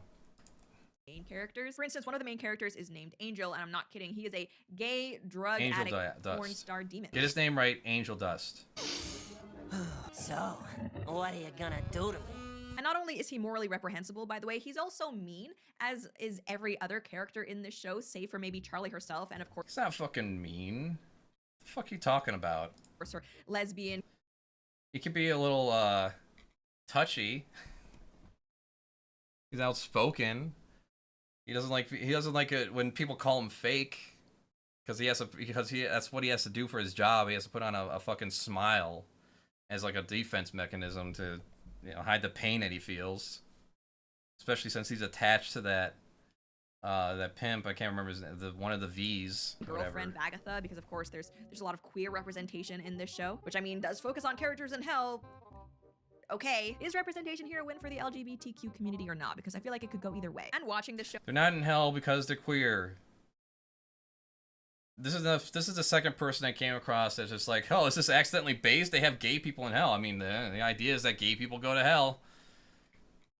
Yeah, because the only trait that they have is that they're queer. Gotcha. And I feel like 4 episodes was enough to get a sense for this. It is very apparent that all of the characters in their own way are annoying. I hate all of them, not interested in spending more time with any of them. And it's like, I know that the show is supposed to focus on demons and souls in hell, so they're going to be flawed, which could actually have been an interesting concept, but it is. They need to make all of them so unlikable? That's my question. I'm ready to punish some bad boys. If you can't... How do you not like Mimsy? I love to suck. I swear to if you say popsicles, you sicko.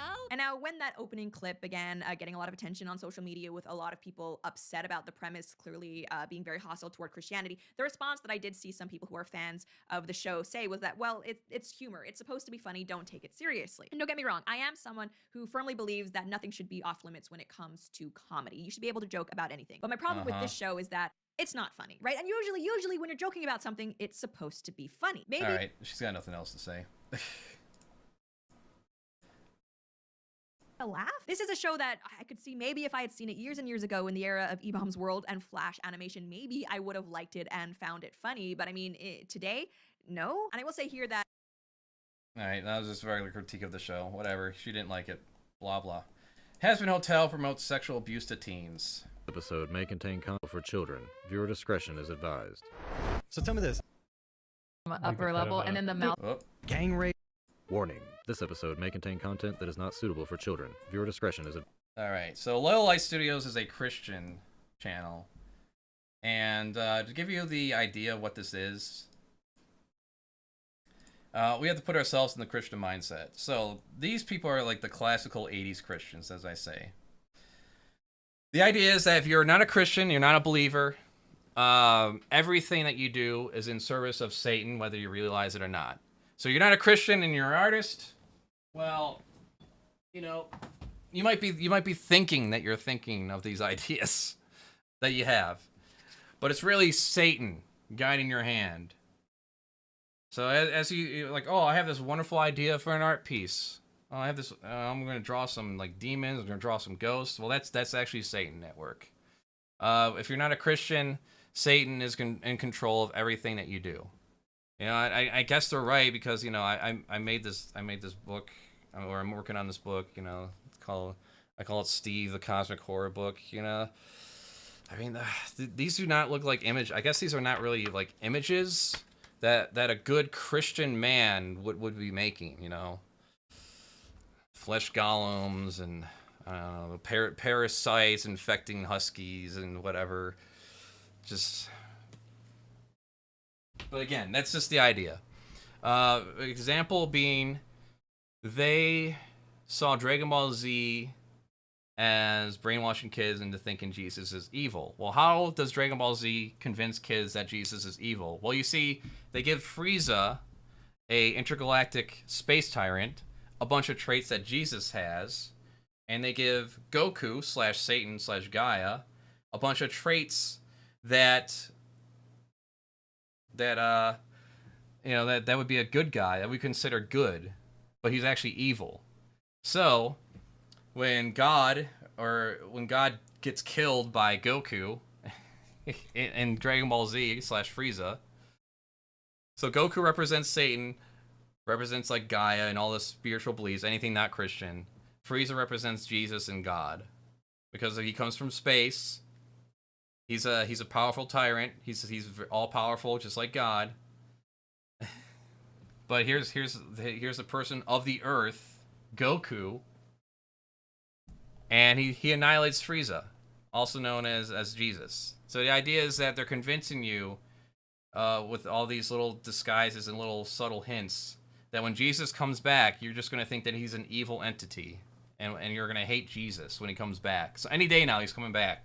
Anytime. So, yeah. Warning. And you might be thinking, well, the creator of Dragon Ball Z, he's not even a Christian, and he probably doesn't even believe in Satan. That doesn't matter. The fact that he doesn't believe in Satan is the reason why he's doing Satan's work. Because Satan controls you at that point. You just have no free will of your own. He's guiding every thought and every creative decision that you make. This episode may contain content that is not suitable for children. Viewer discretion is advised. So hope everyone can grasp that. that. Sexual abuse is in this, and at the bottom it says gang rape is featured as a character being chained and choked. Pepe Le Pew is pushing rape culture, but we literally have gang rape and sexual abuse, and this is not canceled. Tell me why. Because it's not presented as a positive thing or something to be laughed at. Like, you're not meant to find the abuse of angel dust as funny, and it doesn't try to convince you that it's funny either. Unlike Pepe Le Pew, and which by the way, I don't care about Pepe Le Pew. That was more of a corporate decision. That was an executive decision to like remove that character along with Speedy Gonzalez. They did that on their own, their own fruition, whatever. What's up, everybody? Thank you for joining us at LED Live. We got to talk about this show because everybody has been sending it to us. I actually heard about this show about 2 years ago. Somebody sent it to me and said, you got to look at this. It's super satanic. And I'm like, okay, well, it's on YouTube. Anybody can make a show about anything on YouTube. And so I was like, it's blatantly satanic. Anybody should stay away from this, especially a Christian. There's pentagrams everywhere. Some things it just seems like we shouldn't have to cover it because it's it's right there in your face. It's satanic. There's nothing to really expose. But when Amazon Prime... I think this is an excuse for these people to watch it. Like, they're Christian, so like, well, I want to watch this show, but I can't be like known for liking this show. So I gotta do it under the guise of doing a critique of it. Picked this up and made it mainstream. That's when I was like, wait a minute, there's something different going on now. Because we have entered into an era where Satan doesn't even have to hide anymore. It used to be these Gnostic... Man, I haven't heard that before. We've entered an era where Satan doesn't have to hide anymore. They've been saying for the past, I don't know, 100 years now. Stories, or these satanic stories, were sugar-coated in some other kind of Disney story where you can't really tell it. You have to kind of peel it apart. But over the years, it's been like the frog in the kettle. And once again, watching every single little piece of media and analyzing it, and this is even worse because I just see Satan in everything. This is like the fucking water boy's mother. Everything's the devil. Everything's the devil. A little bit, we'll see, we'll push the limit a little bit more, and oh, they were okay with that, well, we'll keep going out. And now you got anime called The 7 Deadly Sins, and they're the heroes, and the 10 Commandments are the bad guys. So that's where we're at. And now Amazon Prime has picked up this show, Hazbin Hotel. And it's not some small thing in the corner anymore. It was, even when it was on YouTube, it had millions of people following it. But when you look at Amazon Prime's official YouTube channel, they are just displaying this thing everywhere, and it's getting millions of views in less than a week. So just looking at this picture, do you guys see anything interesting in the picture? When I first saw... Okay, let me see if I see what they see in this picture, okay? Let's see if we see the same thing. All this, I thought, oh, like that's a pretty, like, ornamental kind of design. Okay. And then you... They're still talking too slow for me. Probably without even looking at it, because it's crazy. I didn't know, but then when you look at it, there's 3 snakes. 3 snakes. Where? Actually, it's like in a Trinity format. What? Oh, the snakes in the background? Okay. There's also an apple in between the 2 of them. Yeah. And then there are also hands. I mean, it's all based on like biblical mythology, so yeah, that fits. Yeah, I see the hands. Okay. Is that like hands? Yeah, you see the hands around. Like the antlers and stuff. Yeah. I don't know. Yeah. That looks like the head of a snake from an upper level. So when you're talking about Vigilant Christian, this is kind of shit that he used to do before he got driven off of YouTube and ridiculed out of existence. Be ashamed if that happened to Little Light Studios. And then the mouth looks like a dragon. Thumbs down button. Yeah. Actually, it looks like a dragon too from the bottom up. Yep. There's a no, not a dragon. Compass back there too. Oh yeah. The Freemason compass is there. The Freemason compass, everybody. Yep, you got it. What the fuck? Right there. Oh, yeah, it is. If you have 2 triangles, Freemason compass. I like how the Freemason compass is a simple enough design that anytime there's ever 2 triangles, there it is. There it is right there. I mean, it's missing some things. It's not quite a compass. It's not quite a ruler. I haven't heard the Freemason shit in a long time. This is like fucking nostalgic shit right now. Holy shit, man. God damn. The Freemasons, all because they're like an exclusive club. They gotta have all these conspiracies about them. Oh, wow. And so we've actually... What is that supposed to mean? You're not going to elaborate on that? There's the Freemason compass. It's just self-evident that this is evil. Did a little bit of a giving us subliminal messages. Video to this. Brittany has not. She has no idea what this is, so I'm interested to hear her take on it. We've all kind of seen some of it, but not some of these other things. So what is Hazbin Hotel? We're going to let the news tell us, because this really shocked me. I didn't realize that we're at a time where mainstream media news is supposed to be telling you what's going on, and the world is actually saying, hey, go check out this new show called Hazbin. Fucking mainstream news promotes movies and TV shows all the fucking time. What the fuck are you going on about? Hotel. Let's just watch this. The news never interviewed directors and actors before. This place is about second chances to convince heaven the people of hell can be redeemed. Hi, mister. Yourself. Have you ever wanted something that was so clear and hi, mister. Wait, what are they censoring? Comes a place for every damned... They're censoring the fucking word damned? Wow, okay, so they're not about free speech on this channel, I see. They're censoring the fucking word damned. Wanted something that was so clear in your mind that you... This is some clean... could taste it? Cut... You're gonna help insane Puritan bullshit I've ever seen already. So if our next guest only knew how much one of the producers here loves her show, for months now, we have been casually reporting on the animated series Hazbin Hotel, to the point, if an actor signed on, we reported it. If a musical number dropped, we reported it. It became... Alright, so this is basically just an interview they do with her. But it had millions upon millions of views. She's promoting the show. So for free, on Prime Video's YouTube page. We'll be right back. I just never dreamed a show like this, when you actually realize how bad it is, how explicit it is, and for mainstream media news to be like, check it out, we're going to interview the creator, but it is number 10 right now. Okay. They love it. He loves it. Top 10. Top 10. He knows he loves it. Of all things, not of anime. But he's a Christian, so he has to pretend that he hates it. Not of shows about hell. Of everything watched, it's in the top 10. That's pretty telling of where we're at in society. Yeah, we're... Of all the things going on in the fucking world and society, this is it. This is the bottom... This is the bottom pit. Not the this wage stagnation, the busting of unions, equal human rights being rolled back. None of that.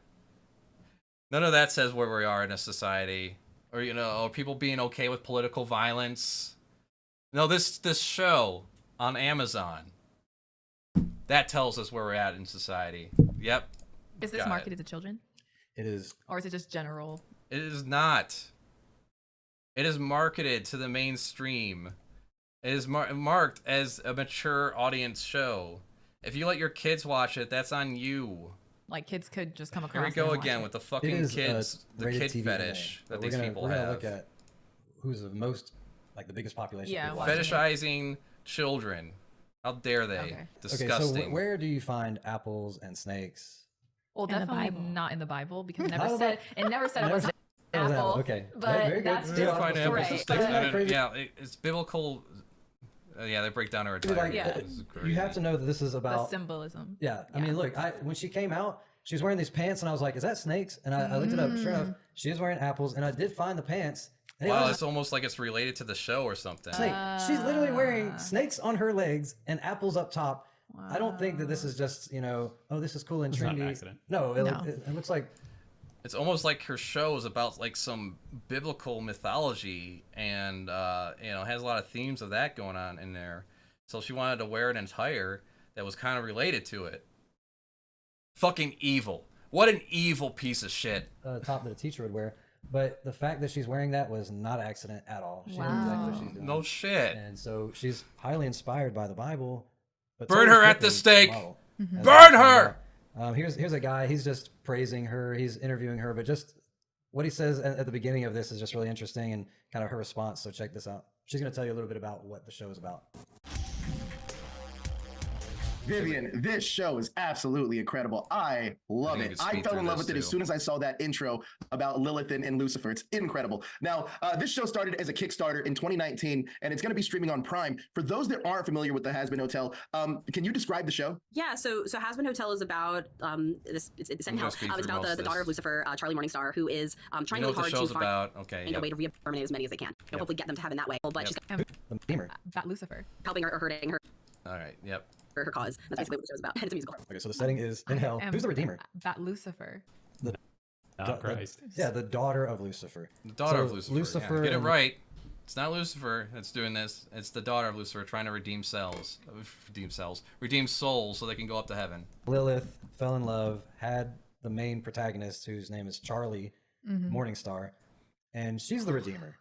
She's concerned that hell's population is getting really large, and so heaven every year comes down and exterminates everybody in hell because they're afraid. Heaven is afraid that hell is going to get so populated that they can have an uprising. Yeah. And I've seen that in other anime and storylines where they think that God is afraid of us. Like The Matrix, he said, "You're afraid of us." These people see evil in everything. The Matrix, Peter Pan.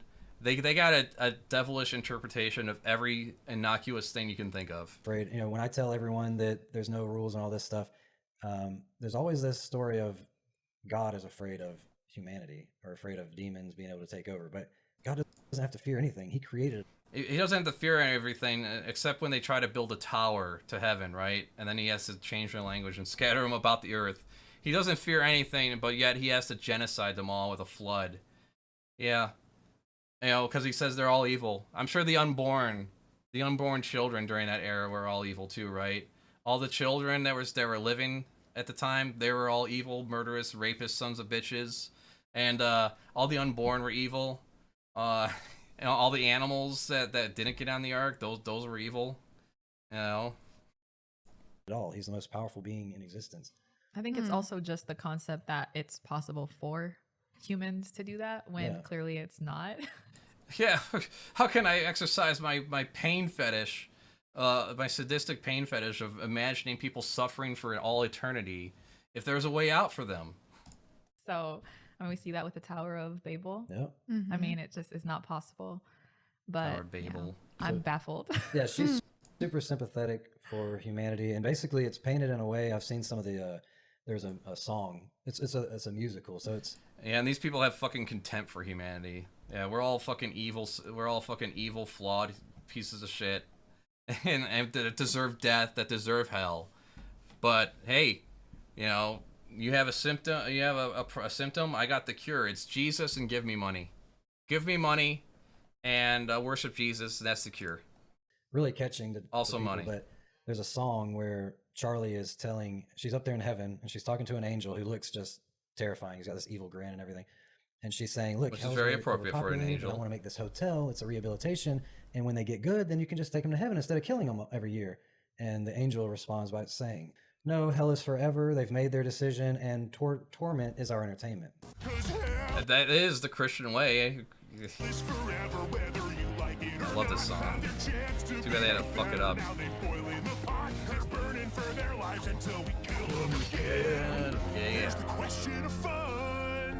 And for those of us with divine ordainment, extermination is entertainment. I mean, how many times have we seen this in reality throughout history? Catholic priests claim that like your king, your master is divinely ordained. He's put there by God. He's allowed to rule by God. And and that's how they're justified in all their horrible shit. How's that painting God and his government? He's a sadistic, tyrannical dictator. He is. He gets off to seeing people be tormented all day. Yeah. He is. He does. So have you read your fucking Bible? Have you read your goddamn Bible lately? Have you read your Bible? Keep talking while I look you up. So many problems. Right. Just the idea that God is, you know, so stupid when he judges humanity. He doesn't even know how to make the right decision. You know, he doesn't have the foresight to see like, oh yeah, you know what, actually deep down in their heart, they really could have been good if they just had a little more time. You know, all that is wrapped up in that. Like, God is not a just God. Exactly. That he doesn't know the difference essentially between what's right and what's wrong, or that, you know, he doesn't know ultimately what people are like in their hearts. So, you know, he made a bad decision. That's really essentially. And that he doesn't value souls, because if you can just carelessly destroy them just once a year, it's just crazy. I'm just so confused and just disturbed by the woman on the news channel who said, you know, this show means so much to me. Like, I'm really questioning where she is in life and why is she dealing with issues where she feels like this gives her hope because maybe the church didn't, or like, why is she connecting with this? It's the polarization of society. You know, the Christian right is the one, well, Christianity in general is basically drawing the line in the sand in morality and saying, this is what God finds acceptable. We can find it here in the Bible, and this is what he doesn't. And the rest of the world's like, well, I'm in that group and I don't like that. Therefore, God, I don't like. And so they have to find a way. It's like everybody's trying to find a way to get around God and his rules and his law. It's because they're fucking ridiculous. No mixed fabrics, can't eat shellfish, can't fall in love with the wrong person, with the same sex. Why does that, how does that fuck up his plan? So that they can be in heaven too. Or do what they want. Essentially do what they want and be in heaven. Yeah. Yeah, these guys must live joyful lives, restricting themselves of what things they enjoy, entertainment-wise. Yeah, I noticed this guy has a tattoo on his arm. Hasn't he ever read fucking Leviticus? He's got a fucking sleeve tattoo and an arm tattoo. You should have had that shit removed, buddy. Have you ever read Leviticus, man? What the fuck? These three people should be blasting this guy and putting him at the stake. But in the ancient Middle East, the writers of the Hebrew Bible forbade tattooing. You shall not make gashes in your flesh for the dead or incise any marks on yourself. Leviticus 19:28. Fucking burn in hell, you heathen. We don't want to surrender or obey. We just want We don't. We want what we want, and essentially. Hello, Pentateuch. What it does is that you wind up breaking the first commandment, because now God is not God. You're God. You're making the no one's saying that they're God. Decision. Even more that I have free will and I can make my own decisions and think for myself, and I don't need a goddamn book telling me how to live. More sad than the lady that came on and saying that you're an inspiration to me or whatever is she's not alone. Yeah. This is number millions of top 10. Yeah. This is what our society is craving and watching. And it's more than just the storyline is based on. They're craving entertainment. On the daughter of Satan is redeeming humanity and God is the villain. It's the whole thing is just explicit through and through. Every other line is a cuss word. There is the perversion. Notice how these people are not worried about being corrupted by watching it. He's always worried about everyone else. I just find that interesting. Like, he can watch this show all fucking day and be like, well, yeah, I'm just watching it for research. But he's worried for you and everyone else watching it being corrupted somehow, as if it's being presented as fact. To the max, we're gonna see all that stuff. Here's the characters. So Charlie Morningstar, her last name's Morningstar because her father's name is Lucifer Morningstar.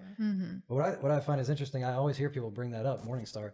Jesus is actually the morning star. If you look in the Bible, it does call Lucifer son of the morning, but there's just kind of a misunderstanding there. That's not a big deal, but same last name that they used for the Lucifer. This isn't a show trying to base itself on the fucking Bible. Yeah, on TV, essentially. Lucifer Morningstar. Really? Oh, yeah. So, interesting. It says, you know, we lost so many souls. This is a quote. This is her pitch related to heaven. Or maybe so we lost so many souls, and it inspired breaks my by. heart to see my people being slaughtered everywhere. No one is even given a chance. I can't stand idly by while the place I live is subjected to such violence. So I've been thinking, isn't there a more humane way to hinder overpopulation here in hell? Perhaps we can create an alternative way to change souls through redemption. Well, I think yes. So that's what this project aims to achieve, ladies and gentlemen. I'm opening the first of its kind, a hotel of rehabilitating sinners. Yes, but that's what the show her is. idea was shot down. And she says, these people haven't even given a chance. How about let's try a little redemption? Did God not give people a chance? And did God not send a redeemer? Right, exactly. That's where I was going to. Oh my God. Okay, once again, what's the chance? Believe in all my shit without reason, or you'll go to hell. I mean, that's what faith is. It's belief in something without any evidence behind it. It's not even. Don't confuse it with trust. Trust and faith are two different things. Faith is just accepting something without anything backing it up. You know, it's called a leap of faith for a reason. It's because you don't know what you're plunging yourself into. I want that one. Not that way, yeah. Yeah. In any way but Jesus. Wasn't that in Fight Club too? He's like, no more redemption, no redemption. Is that what's part of it? Like, I think so. Yes. Once again, connecting everything to Satanism. Every piece of work that isn't done in the name of Christianity is Satanism. So yeah, Fight Club, Hazbin Hotel, The Matrix, they're all essentially under the same umbrella of promoting Satanism one way or another. This includes their kids shows too. So you see over and over and over the programming that's been pushed, and I think it's laughable. This is hilarious to me because back in the 80s, they used to say like He-Man and Ninja Turtles were promoting Satanism and Hinduism. And they would use like the villains all the time as like examples of promoting witchcraft and sorcery. When people say don't show just depicting it is promoting the idea of it, and you just shouldn't be doing that. Beliefs down my throat. When they're talking about Christians, how much Christianity is shoved down your throat? The little tract in the bathroom. This fucking YouTube channel being promoted, 100,000 subs. There's a church. There's a stone's throw away, 10 churches at least. If I look up how many churches are, let's see, how many churches are in the United States? How many churches in Michigan? How many churches are in Michigan? 9,338 religious organizations and churches in Michigan. How many churches are in United States? 380,000. Yep, 380,000. You're fucking everywhere, man. Okay? How many churches are there to Hazbin Hotel? The one or two stations on TV. How many churches of Satan are there? In the radio, and all day long, New Age. Whether it's a candy bar commercial, mattress commercial, New Age, the occult, witchcraft, always shoved down your throat. New Age, the occult. Nobody complains. Right, because everything's trying to lead you to the occult. Remember how the general populace is into paganism and witchcraft? Yep, that's the majority of people. About it. And they can't help it because it's just all the shows, the commercials, the movies, the video games are all leading you down to the occult. I think they embrace it. Yeah, I think it's because New Age is sold in a way that just looks good. And you also have to consider people's upbringing, because usually the whole Christian thing, it starts in childhood. And however your parents treated you. Yes, you got to get them when they're young, right? You got to fucking brainwash them into believing in hell and Jesus when they're young. You and they claim to be Christian, and if there was abuse in that leaves a very bitter taste in people's mouths. And that's the only reason that you would not be a Christian is because you're abused by your parents. Okay, if they didn't raise you right. Well, you know, my parents are Christian to this day, and I went to church twice a week for 20 years, youth group, and then church on Sunday, youth group in the middle, Awanas. Went through all that programs, Fergation Bible School. Wow, yeah, you know what? And all the same fucking messages all throughout those years. It doesn't hold up to the little tiny bit of scrutiny. Go figure. I don't have to go to the church every fucking day. I don't have to go to church every week to learn that the earth is round. To convince myself the earth is round. I don't have to go to church every week to convince myself that evolution is the explanation of the diversity in life. I don't have to go to church every week to understand that there's things called bacteria that exist and are microscopic, or that atoms exist, or that the sky is blue. Naturally makes people rebel, which I still think is wrong, because the Bible also says, do not provoke your children. Like, people love to quote like everything. To wrath. Yes, to wrath. But it's just like, there's so many things that go into it. And, you know, I read this, actually, no, someone said this quote. I went to this like live talk and they said the devil knows that if he can fight early, he doesn't have to fight hard later. Right. And so it's like, if you can get them when they're little, they start to just move on with the lies on their own. And I was just like, move on with the lies. You mean like, like Christianity, like you get them when they're young. This is some great projection right here. Get them while you're young. And then, yeah, they move on with the lies as they get older. You're right. That's how Christianity works. Whoa. So there's so many, like those seeds. And Islam and every other religion. Planted matters. And I think that's probably an attack that the enemy just kind of loves to, like just the Christian family and just making it over, what's the word? I don't know, just not too strict, but just in a way that's not godly. It's not God's intention. It just becomes this very strict rule-based, no freedom, no love type of thing. And then you just grow up resenting that. You're like, I don't want this. And then you see New Age, it's like freedom and love and embrace yourself. And, you know, and it's just, that's what you're chasing, is that connection that you no longer. Because that's how it is, all right? You're presenting Christianity as basically, you're not free to enjoy anything. You're not free to just enjoy a movie or a story without putting your Jesus glasses on. Let's put our Jesus glasses on, everybody. Oh wow, this movie, The Matrix, is actually about Satanism. Fight Club, it's about Satanism. Hazbin Hotel, it's promoting a bastardized version of the Bible, and it's going to convince us to join Satan. Associate with Christ. Right. I was going to say you hit it right on the head, I think, because freedom is what we're after. Then all of a sudden, if we're not acceptable to the church or to our parents, and this is all under the guise or a title of Christ, which is mistaken in that case, then they go looking for freedom elsewhere. But true freedom comes from Christ. Exactly. And true freedom comes from Christ.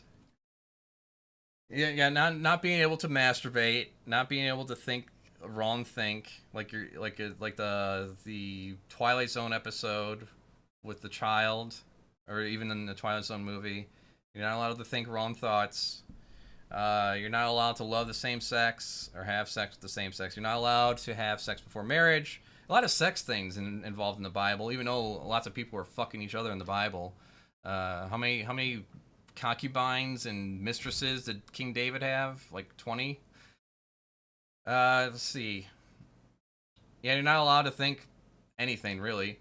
If you think about murdering someone, that's the same as murdering someone, according to Jesus.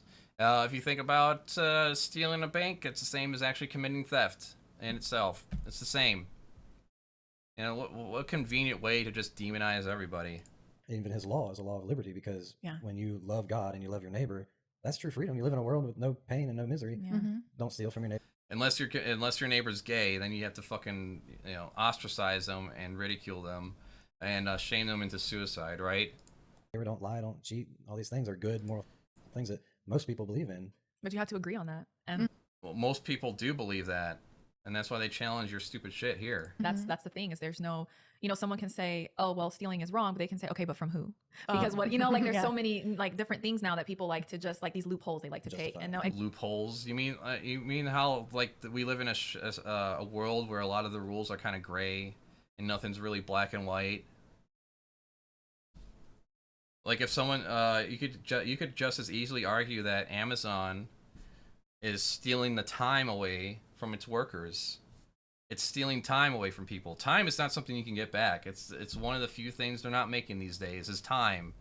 And the agreement is, I get money for giving you my time.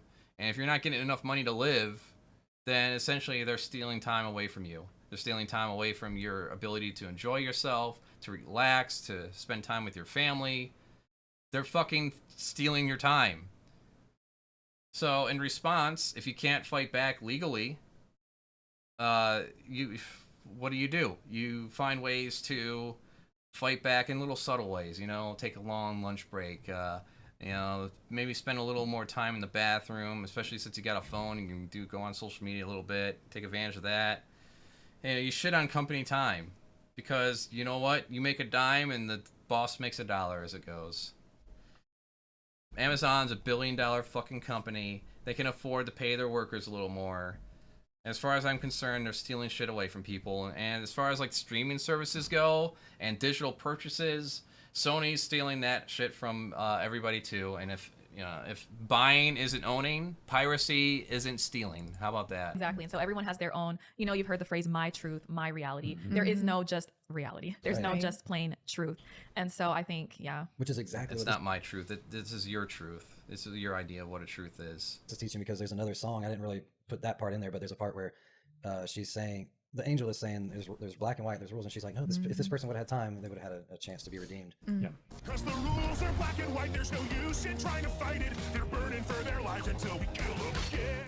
The Bible says in Romans 8, it says, for to be carnally minded is death, but to be spiritually minded is life and peace. Because the carnal mind is enmity against God, for it is not subject to the law of God, nor indeed can be.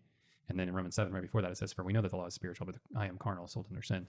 That's really what the problem is. So one of the things they do here, they associate Alistair with being a pedophile. That's fun. I don't just think we're reaching here, because shows like Supernatural had a guy named Alistair and a guy named Crowley. So shows that talk about spiritual concepts, they know that he is a blatant, most occult. He said he was the wickedest man alive. He was a pedophile. Like, why would you glamorize somebody like that as being the best friend? It says here that he is the main protagonist. Somewhere it said on the show. He's like best friends. English cultist, philosopher, ceremonial magician, poet, painter, novelist, and mountaineer. Oh, sounds like an interesting fella. Founded the religion of Thelma, identifying himself as a prophet entrusted with guiding humanity into the Aeon of Horus in the early 20th century. Published widely over the course of life. Rejected his parents' fundamentalist Christian faith, pursuing an interest in Western esotericism.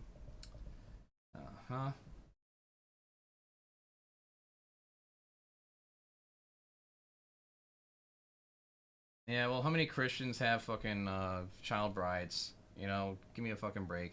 I don't... And they're also just, like, connecting shit that has nothing to do with this. Until VisiPop says this is related to Aleister Crowley, I'm not even going to bother to look any further into this guy. With Charlie. Right. So why would you glamorize somebody who is a pedophile? We're not... Aleister is his own thing, okay? He's not... It's not...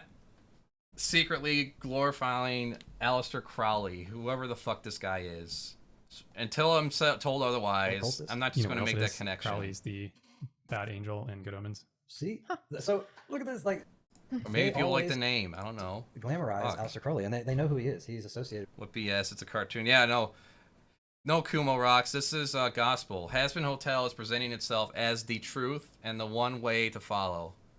If you just couldn't join in here, so we have to help you get into the Christian mindset. So if you're not a Christian, automatically everything you do is in the service of Satan. So like if you're a Christian, you're fine.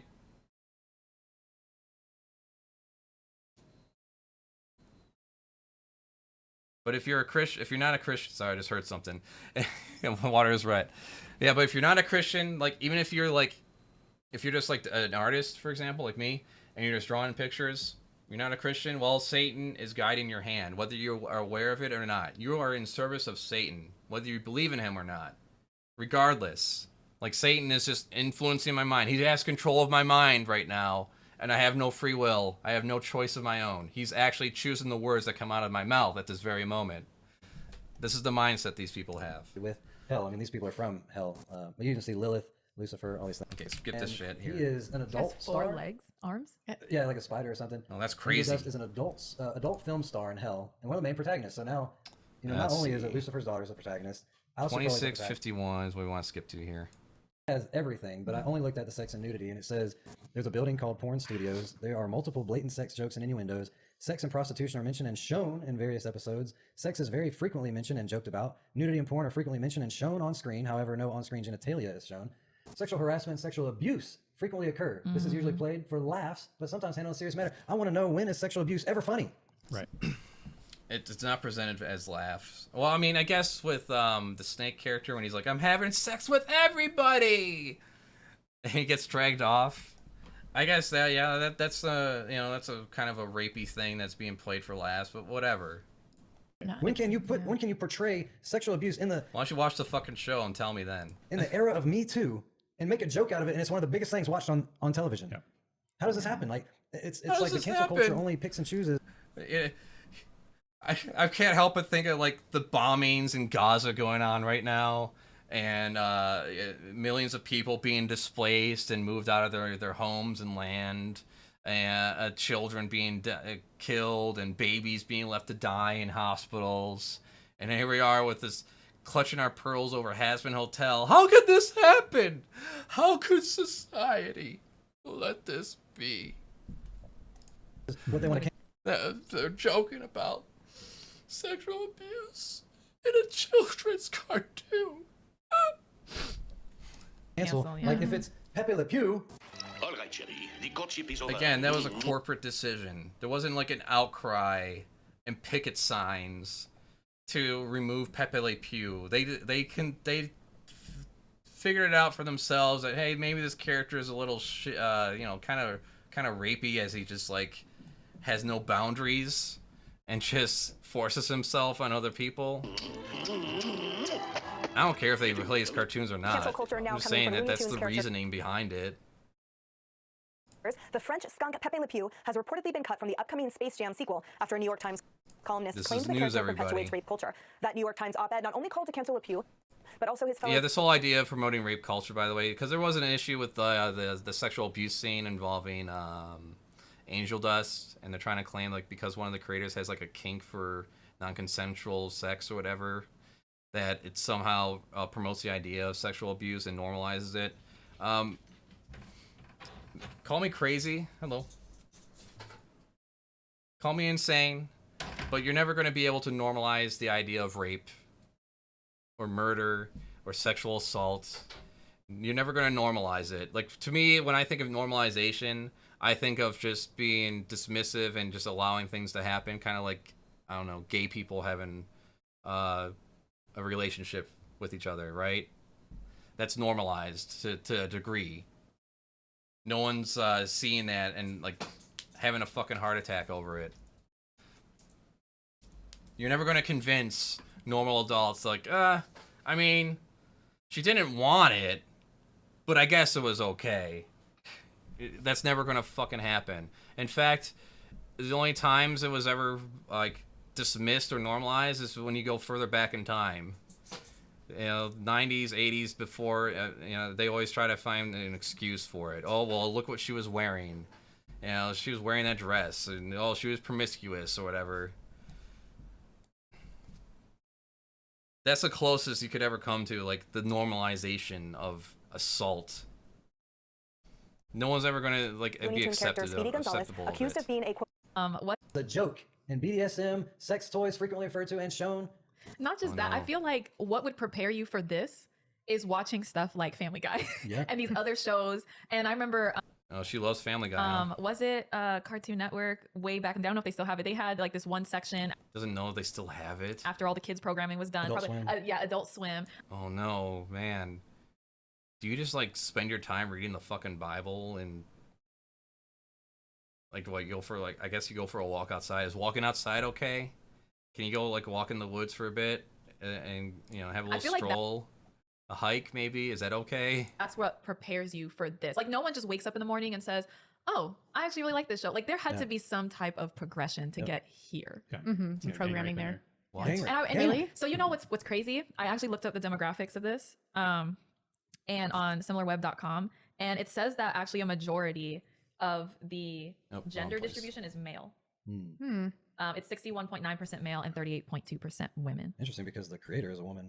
But I'm thinking if it's heavily sexual in this one, 38.2% women. Interesting, because the creator is a... Interesting, because the creator's a woman, but yeah, why? Woman. Oh, because the demographics of woman is not as high as male? But I'm thinking if it's heavily sexual in this way, then you have to also think about maybe like anime porn or porn in general, how that like men dominate that demographic. And so it's like, it would make sense, because if you're not taking women seriously, you don't respect them, then you can see something like this and it's like, oh, it's a cartoon, it's funny, it has cartoons, and it's like, you know. You're not taking women seriously? You mean like how Christianity doesn't take women seriously? Women should be silent in church according to the Bible. Women. The fact that, yeah, why is this fucking woman speaking here? What the fuck is this? You know, she should be silent right now. She should be letting the man speak. Corinthians 14:34. As in all churches of the saints, the women should keep silent in the churches, for they are not permitted to speak, but should be in submission, as the law also says. And if they desire to learn anything, Let them ask their own husbands at home, for it is improper for a woman to speak in church. And then there's some fucking apologetics afterwards. They make them cute and whatever, so it's like, I don't know, it kind of makes sense. Doesn't make it right, but I mean, that's disturbing. Some occasional references to bestiality or furry sex, but yet a cross or a manger scene is offensive. Who says? Who says that a cross and a manger scene in itself is offensive? It is when you try to push it in public schools because you're trying to promote a religion and establish a religion which goes against the clause in the Constitution. Is that what you're referring to? No one gets up in arms because someone's wearing a cross around their neck. You don't get fucking harassed on the street for wearing a fucking cross necklace or shit like that. Or putting a manger scene in the front of your own house. Alright? In our culture today. So tell me this, sexual harassment and sexual abuse. Let's see what else we got here. Sexual abuse is in this, and at the bottom it says, gang rape is featured as a character being chained and choked. Pepe Le Pew is pushing rape culture, but we literally... Yeah, we went over that already. It's not about what you're doing, it's who you're surrendering to. Like, you know, the fruit will come from that relationship you have with Christ. That's the key, though, I think, that you miss, is the other part of the story is the whole surrender part. I'm the one that should be surrendering to God, not demanding that God change because of my choices. Correct. Right. Why? Why should you surrender to God? Why, just because he made you? Why? Why did you... If anything, you should be asking God, why did you make my air hole the same as my food hole? That's all fucked up, isn't it? Like, what's with these weird design choices you made? Why do I have a fucking appendix that can just explode and kill me one day if I eat the wrong thing or I have a reaction to something? Why do you give me allergies? Why are wisdom teeth? Why do some people have a disposition to cancer and some people don't? Why do you do this, God? But that's the thing, surrendering is simple. It's not about making sure you feed every homeless person. It's not about making sure that you never say a cuss Yeah, because that's something Christ might do. word in your life, and if you do, then you're going to hell. It's not action-based. It's when you surrender to Christ, the fruit will come from that. But surrendering is hard in a way in terms of like it is... Yeah, giving yourself up to Christ, everything will just come to be. You know, your life will get in order all of a sudden. Like magic. Everything will get better. Just like that. Surrender yourself into God, and yeah, everything will be better. Conflicting with the carnal nature. Right. So that's the hard part about it. Charlie, or the angel that was singing. Let's see. Let's skip to... Get my notes here. Can't switch to my notes properly. There we go. In the beginning said, this person did check off all the boxes that you said were needed or whatever, and yet you still didn't let them, because they're already in hell for one. This is for somebody who's already died, they're already in hell, and now that they're in hell, now they're going to check all the boxes and try to get to heaven. Well, it's too late, you know? But says who? They're saying that's it's a fucking show. They can do whatever the fuck they want. I'm not surprised. If somebody had the budget to make an amazing animation like this, and it was based on how there's a loving father in the sky, and he's saving people, he's protecting humanity from demons, because he's going to create a perfect world for them to live in where they can live forever in a perfect world, no pain and no sorrow, would it be picked up by Amazon Prime? Watched by millions upon millions. Amazon has plenty of fucking Christian shows. I can probably look it up right now. Netflix has plenty of Christian shows and movies. Let's see. Let's go to Amazon Prime. Let's go to video. Oh, let's see.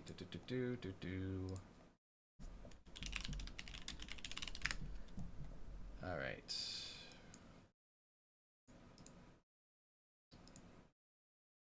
Let's see. Heaven is for Real. Watch now. On Prime Video, free with ads. Yep. Okay. His Only Son, Prime Video. Break Every Chain, also on Prime Video. Walk by Faith. Guy Ritchie's The Covenant. The Way Home. On the Wing and a Prayer. Running for Grace. Family Camp. Catching Faith. Before All Others. Do I need to go on? Do I need to fucking go on? You got all your shitty Christian movies all in one place here, too, on Amazon. And you have PureFlix and all that shit. Get fucked. The people? No. I think it might be picked by Amazon Prime, but it will not be promoted. You think They do have Bible. Why would they promote dog shit? Because Because most of those movies are fucking dog shit and hard to watch, and you can't, and they're boring as fuck. Cool stuff on there, like Bible stories, but they're not from like you have to just. I mean, every streaming site does. Like they'll have your Messiah or not Messiah. There you go. That's not a good show. That is not a good show. I meant the one Young Messiah. I think that's the one. When he was little. A lot of creative interpretation there, but yeah, they have creative interpretation. Wow, how dare they try to make the show interesting? For the Bible story series, so but I don't think it would be promoted. Right, and you know, it's true that the way to destruction is broad. You know, millions of people are watching this, but just a few people find that narrow gate to life. It only comes through Christ. You can't get. Again, we're talking about a fucking show on Amazon that's not being pushed as like a gospel or a philosophy to follow. To God by any other way. He's the way. Jesus is the way, not a way. No one's saying this is a path to God or salvation. There's not many ways to God. There's one, and millions of people are thinking that this is something that they want to watch. I think what's crazy is we have to unlearn what beauty isn't, because I mean, God is the author of beauty, and He's a creative God. But it's like when yeah, He's a creative God, all right. Especially when He makes deformities in people, right? Is that Him just being a little, you know, a little whippersnapper? I accidentally gave this child no arms. Whoopsie daisies. You see stuff like this all the time growing up. I gave birth to this. I let this baby have a heart develop outside its chest, and they had to do emergency surgery on it in order for it to survive. Oopsie daisies. You have to. My bad. Like we in our natural state do not bro. find God attractive. Like that's something that has to come with time. You know, because I know for me, like before, I remember before when I started first watching this channel, I mean, there are a lot of things I just didn't see. Like it was just what I was used to, and I had to learn over time. Now I'm to the point where I'm just like, whoa, like I can't believe. Yeah, I see Satan in everything. How? Point. I just. I don't let myself have fun. Consume it, but yeah. American Horror Story. That's our favorite show. Okay, you don't have to call me out. Hey, you admit it. I mean, I used to consume metal music and horror movies all the time. Oh man, what a degenerate! He used to consume metal music and horror movies. And now I don't have any fun. I just sit in my room, do this little panel. Yeah. But I would already turn. I wasn't even trying to find God at that point. Yeah. Yeah, this is. I mean, it's pretty shocking. You know? I always find it interesting. I always find it interesting too that a lot of the most shittiest people in the world tend to like become religious later on. Like, oh man, I might actually have to take responsibility for all the shitty things I've done. And man, I better do something. What's the easiest, laziest thing I could do? Oh yeah, become a Christian. God, I'm sorry. Oh, whew, okay, that was close. Don't have to write any of my wrongs now. This is mainstream now, and I think if you showed this trailer to somebody in the 30s, they might have a heart attack. This trailer. Yeah, right. In the 30s, huh? Yeah, if you show people a black president in the 30s, they'd have a fucking heart attack. You goddamn cretin. If you showed this back then, they would have a fucking heart attack. Yeah, if you showed a black woman speaking on a goddamn show with a bunch of whiteys, they fucking have a heart attack back then. Get fucking real. I mean, what if you? I mean, I just can't. And they would use the Bible to justify their fucking bigotry too. By the way, as they often did. The letter that the judge wrote, convicting an interracial couple from marriage. Saying that God separated the races for a reason, perpetuating the idea of racism, race, which is something made up, like the boogeyman or God. Somebody from the past traveling to the future, and they turn on the TV, and this is what they see. Yeah. They just be like, that would be like sensory overload, and they probably wouldn't know what's going on. Like I've died and gone to hell. Like, yeah. Like, why is God a woman? No, you just have to show them Obama, and they would think they went to hell. And why? There's so many things. Ariana Grande made a music video. That's right. Yeah, like you said, there's so many things to break down in there. We actually have a video just breaking down this trailer alone. If you guys want to watch that, it's going to be at the end. You can click that. The link will be in the description. But in this, we broke down all the things to break down about who these characters represent, who's watching this stuff, how and what angle you if break you it promote down. Sexual violence in the right way, maybe it's acceptable. But if you're Pepe Le Pew, you get canceled. I don't understand how that works. But these are making me think of some scriptures in the Bible. Isaiah 5:20 says, if we were back in time and Looney Tunes was the most popular show, they'd be fucking on here saying Pepe Le Pew is promoting sexual assault. They would be saying that like Looney Tunes is devilish and evil, because there's plenty of fucking episodes of Looney Tunes where they go to hell or Satan involved in some way. To them that call evil good and good evil. That's exactly what this show is doing. They would find some way to spin it into saying that it's corrupting the youth. That put darkness for light and light for darkness. That put bitter for sweet and sweet for bitter. This is a description of the last days. If you can't see that, that's what the majority of mainstream media and pop culture. Oh, here we go. The last days. The last days, everybody. We're in the fucking last days. Did you hear that we're in the last days? Did you know that we're in the last days? The world is coming to an end. Any moment now. Any day. There's war. There's famine. There's poverty. Earthquakes. Natural disasters. All of the things the Bible described has happened.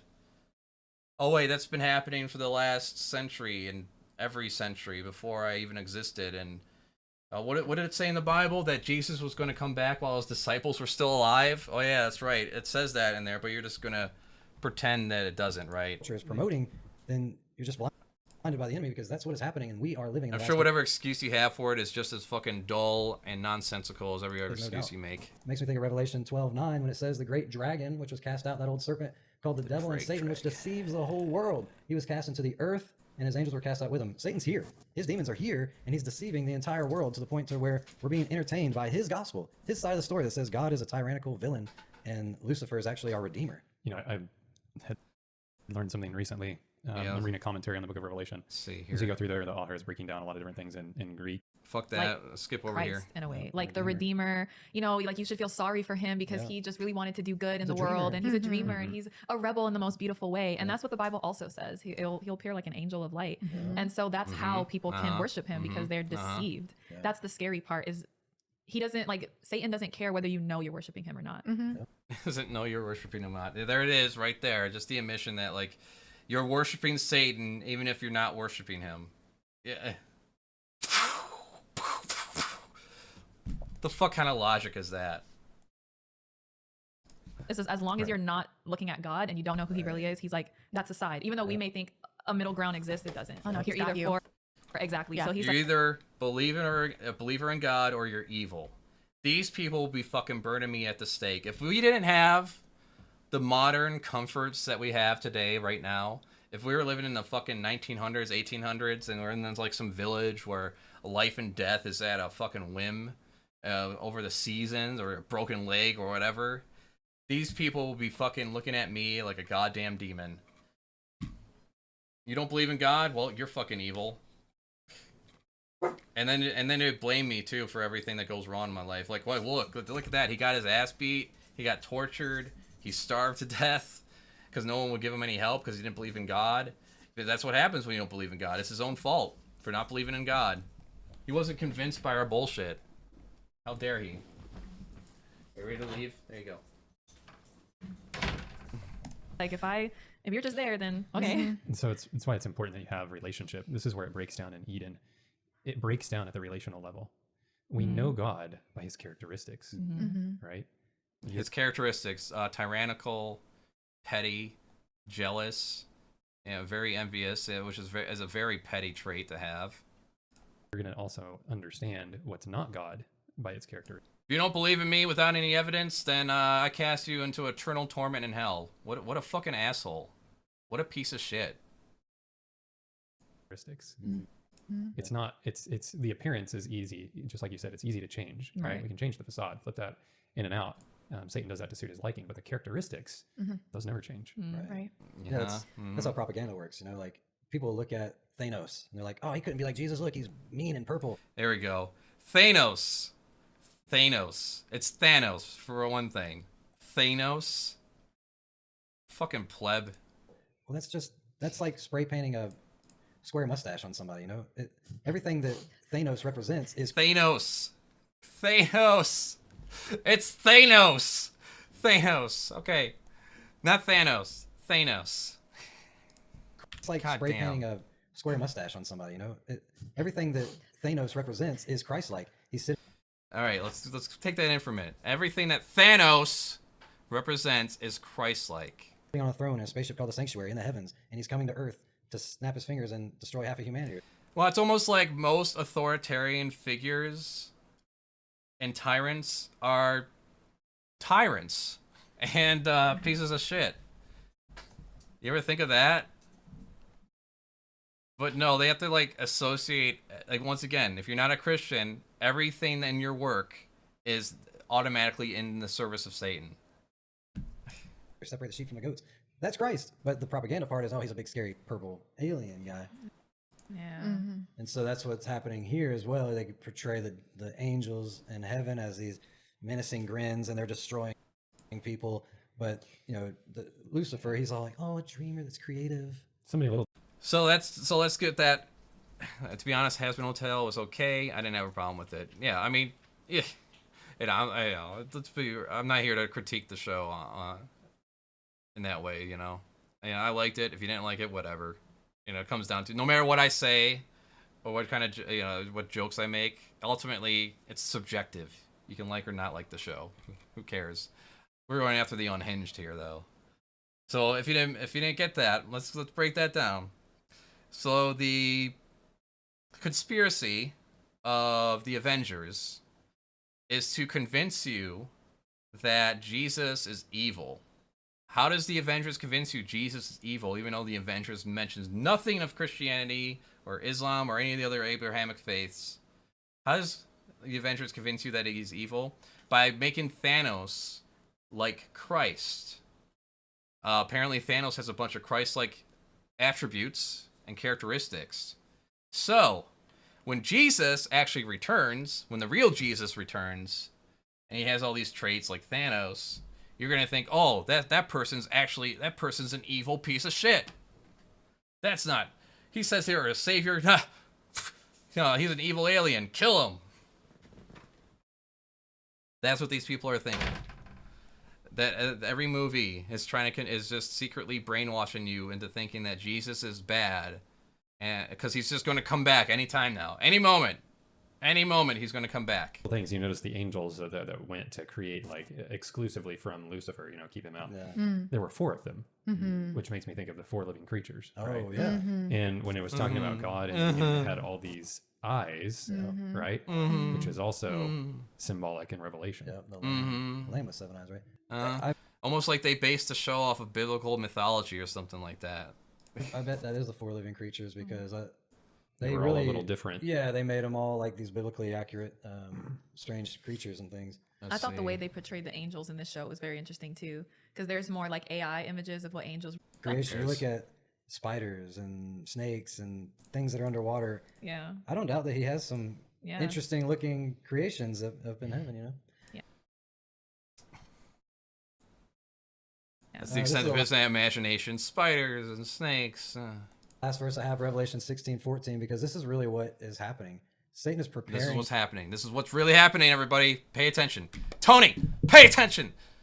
Como Roxy, you're still there. Pay attention. This is what really is happening right now. The world to fight Christ. We know Jesus. Satan is preparing us to fight Christ when he comes back. Be ready. Really what is happening. Satan is preparing the world to fight Christ. We know Jesus is coming soon. Like, we look at all the signs around us. Jesus is coming soon, and Satan has something that he's going to do. It says, for they are the spirits of devils working miracles, which go forth to the kings of the earth. Who's working miracles? Who's this? Miracle is something that is unexplainable by conventional means. Who is committing miracles right now? Who is doing a feat that is just unexplainable? Is it zero? Is it no one? And of the whole world to gather them to the battle of the great day of God Almighty. Satan is forming an army to fight against the coming of Christ. Now he's doing a fucking piss poor job of it. Isn't this nation supposedly more divided than ever? Isn't there a whole bunch of conflicts going on in all these other countries, and like Israel, Syria, China, Russia, Ukraine, South America, all the countries down there? They have their own little conflicts in Brazil. There's all these disagreements happening all over the fucking place. So what do you mean Satan's getting the world together to fight Christ? Where? How? When?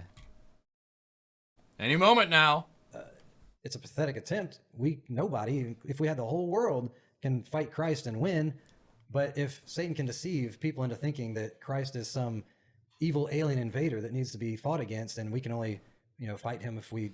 How is he going to... He's going to convince us that he's an alien invader through movies that are fiction, that are fantasy. This is the equivalent of someone who watches Law and Order and thinks they're a fucking lawyer. You know, I could be a lawyer. I watched every season of Law and Order. I know how to fucking work the legal system. Join sides with him or whatever. If some alien comes down and some being comes down, we're just gonna automatically kill it. You know, if they come down and say that we're the savior, we're just gonna immediately start thinking like, oh yeah, this person's evil. This being is evil. There's not gonna be like a curiosity. If anything, that would be the thing that overwhelms us. We'd be like, oh shit, aliens are here and they're communicating with us. What are they about? Yeah, I imagine just like the movie Arrival, if you want like a more grounded, realistic interpretation of what it might be like if aliens like landed down here. That's more along the lines of what would likely happen, if you ask me. Just immediately, like, oh shit, like the world is all of a sudden united, and that's when aliens come down, and we just fucking repel their presence. Okay. Then we're giving our allegiance to Satan. Yeah. We're joining his army and again. Whether we like know it or not, right? In an attack against Christ, in a attack that's really going to be our demise. So the historical background here, and likely, probably what John had in mind when he wrote it. This battle, Armageddon, comes from a Battle of Armageddon and some other bullshit. You think of the ridiculousness, like how do you fight, and what is God gonna do? I mean, all he has to do is like say. And that's what leads me to think, like, does Lucifer or does Satan actually believe? Like, does he know he's lying, or does he just? Do you know that you're lying? Believe that he actually can do this. You know the worst kind of deception. Self-deception. Self-deception. So you think he doesn't? He really is just delusional. Yes. Yeah. Wow. Are we talking about you guys? Talking about projection, right? Are they just delusional? He's what we call today Delulu. Like everyone on this fucking panel. I haven't heard that. I'm sure. Even like psychopaths and others, narcissists and such, get to a certain point where they believe their own lie. Yeah. They don't know themselves anymore. I'm reminded of a thing Aaron Ross shared in his stories of a pastor who heard that he was doubting the word of God, right? So he came up to Aaron and he grabbed him and said, just keep telling yourself it's Jesus until you believe it. Yeah, if you repeat the lie long enough, you might just end up believing it. So yeah, just keep telling yourself it's Jesus until you believe it. That is crazy. And if you're going to go around promoting a lie all the time, you just about to have to be at the point where you do believe it. Yep. Oh man, I feel I pity these people now.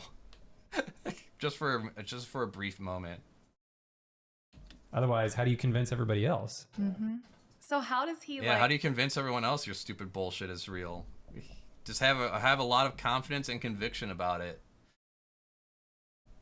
You can't have any doubts. You have to just be completely arrogant and sure of yourself to no end. Like, that's just crazy because you have to be like a Donald Trump and just be the prime example of the Dunning-Kruger effect. You to have a show where you're like, even with Lucifer, the TV show, it was still like, oh, like, woe to me, like God kicked me out of heaven. I just really wanted to like do really good things for people. I'm gonna hold out to the end of this. He doesn't even know he's lying. Like he's self-consumed. That's nature. It's crazy. I know, man. It's like a fucking Christian like repeating the lie that God is real and he's watching over us and he gives a shit where I stick my dick in to and what I stroke my dick off to. He really cares about this sort of thing. The creator of the universe is really concerned about what my penis goes into. You know? Yeah. The first sin was pride. But yeah. Well, if you guys think we're living in the last days, give this video a thumbs up. I sure believe we are. If you know somebody that might be interested in something like this, or a parent that has kids that might be interested in this, please share this with them because awareness is part of the first step. And we want to expose Satan's. Yeah, I would share this with them if I want to put them to sleep.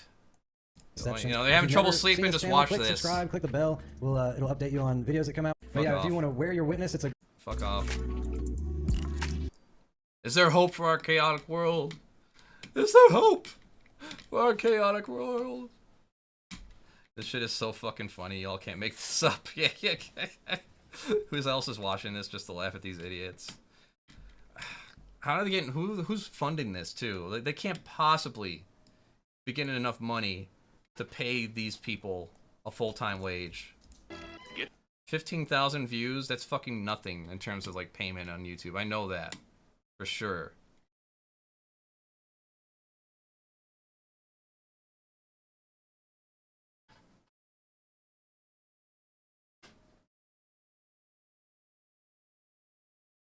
Media literacy is so dead.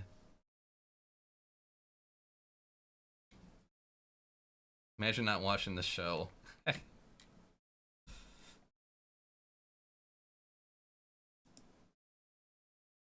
I'm curious what people Michael knows. Michael knows his audience is pretty fucked up. Let's see some comments here.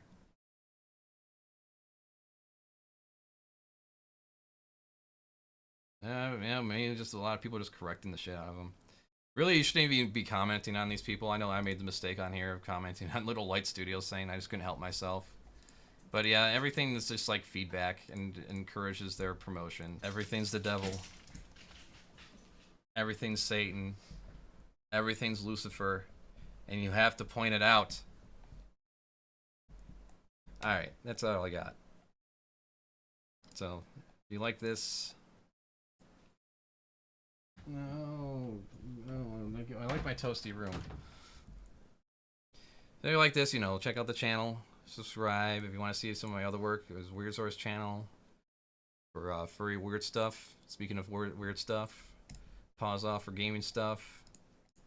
You know, live channel here, pause off live. And separate show, Deep Fat Fried. I do work for them. Post their clips on the Onion Nuggets channel.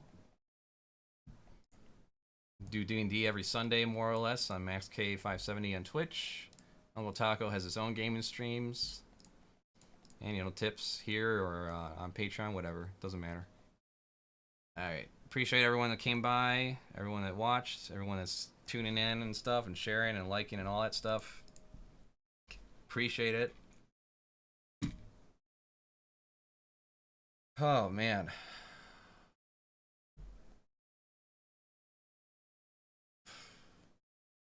That Little Light Studio shit, man, is something else. I could probably make a whole thing on some of the more of their videos. I did a whole thing on their anime critique. I'll probably post on here. Just have to get it edited down and cut up a little bit. Oh, well, that's it. Hello, Panda Dulce.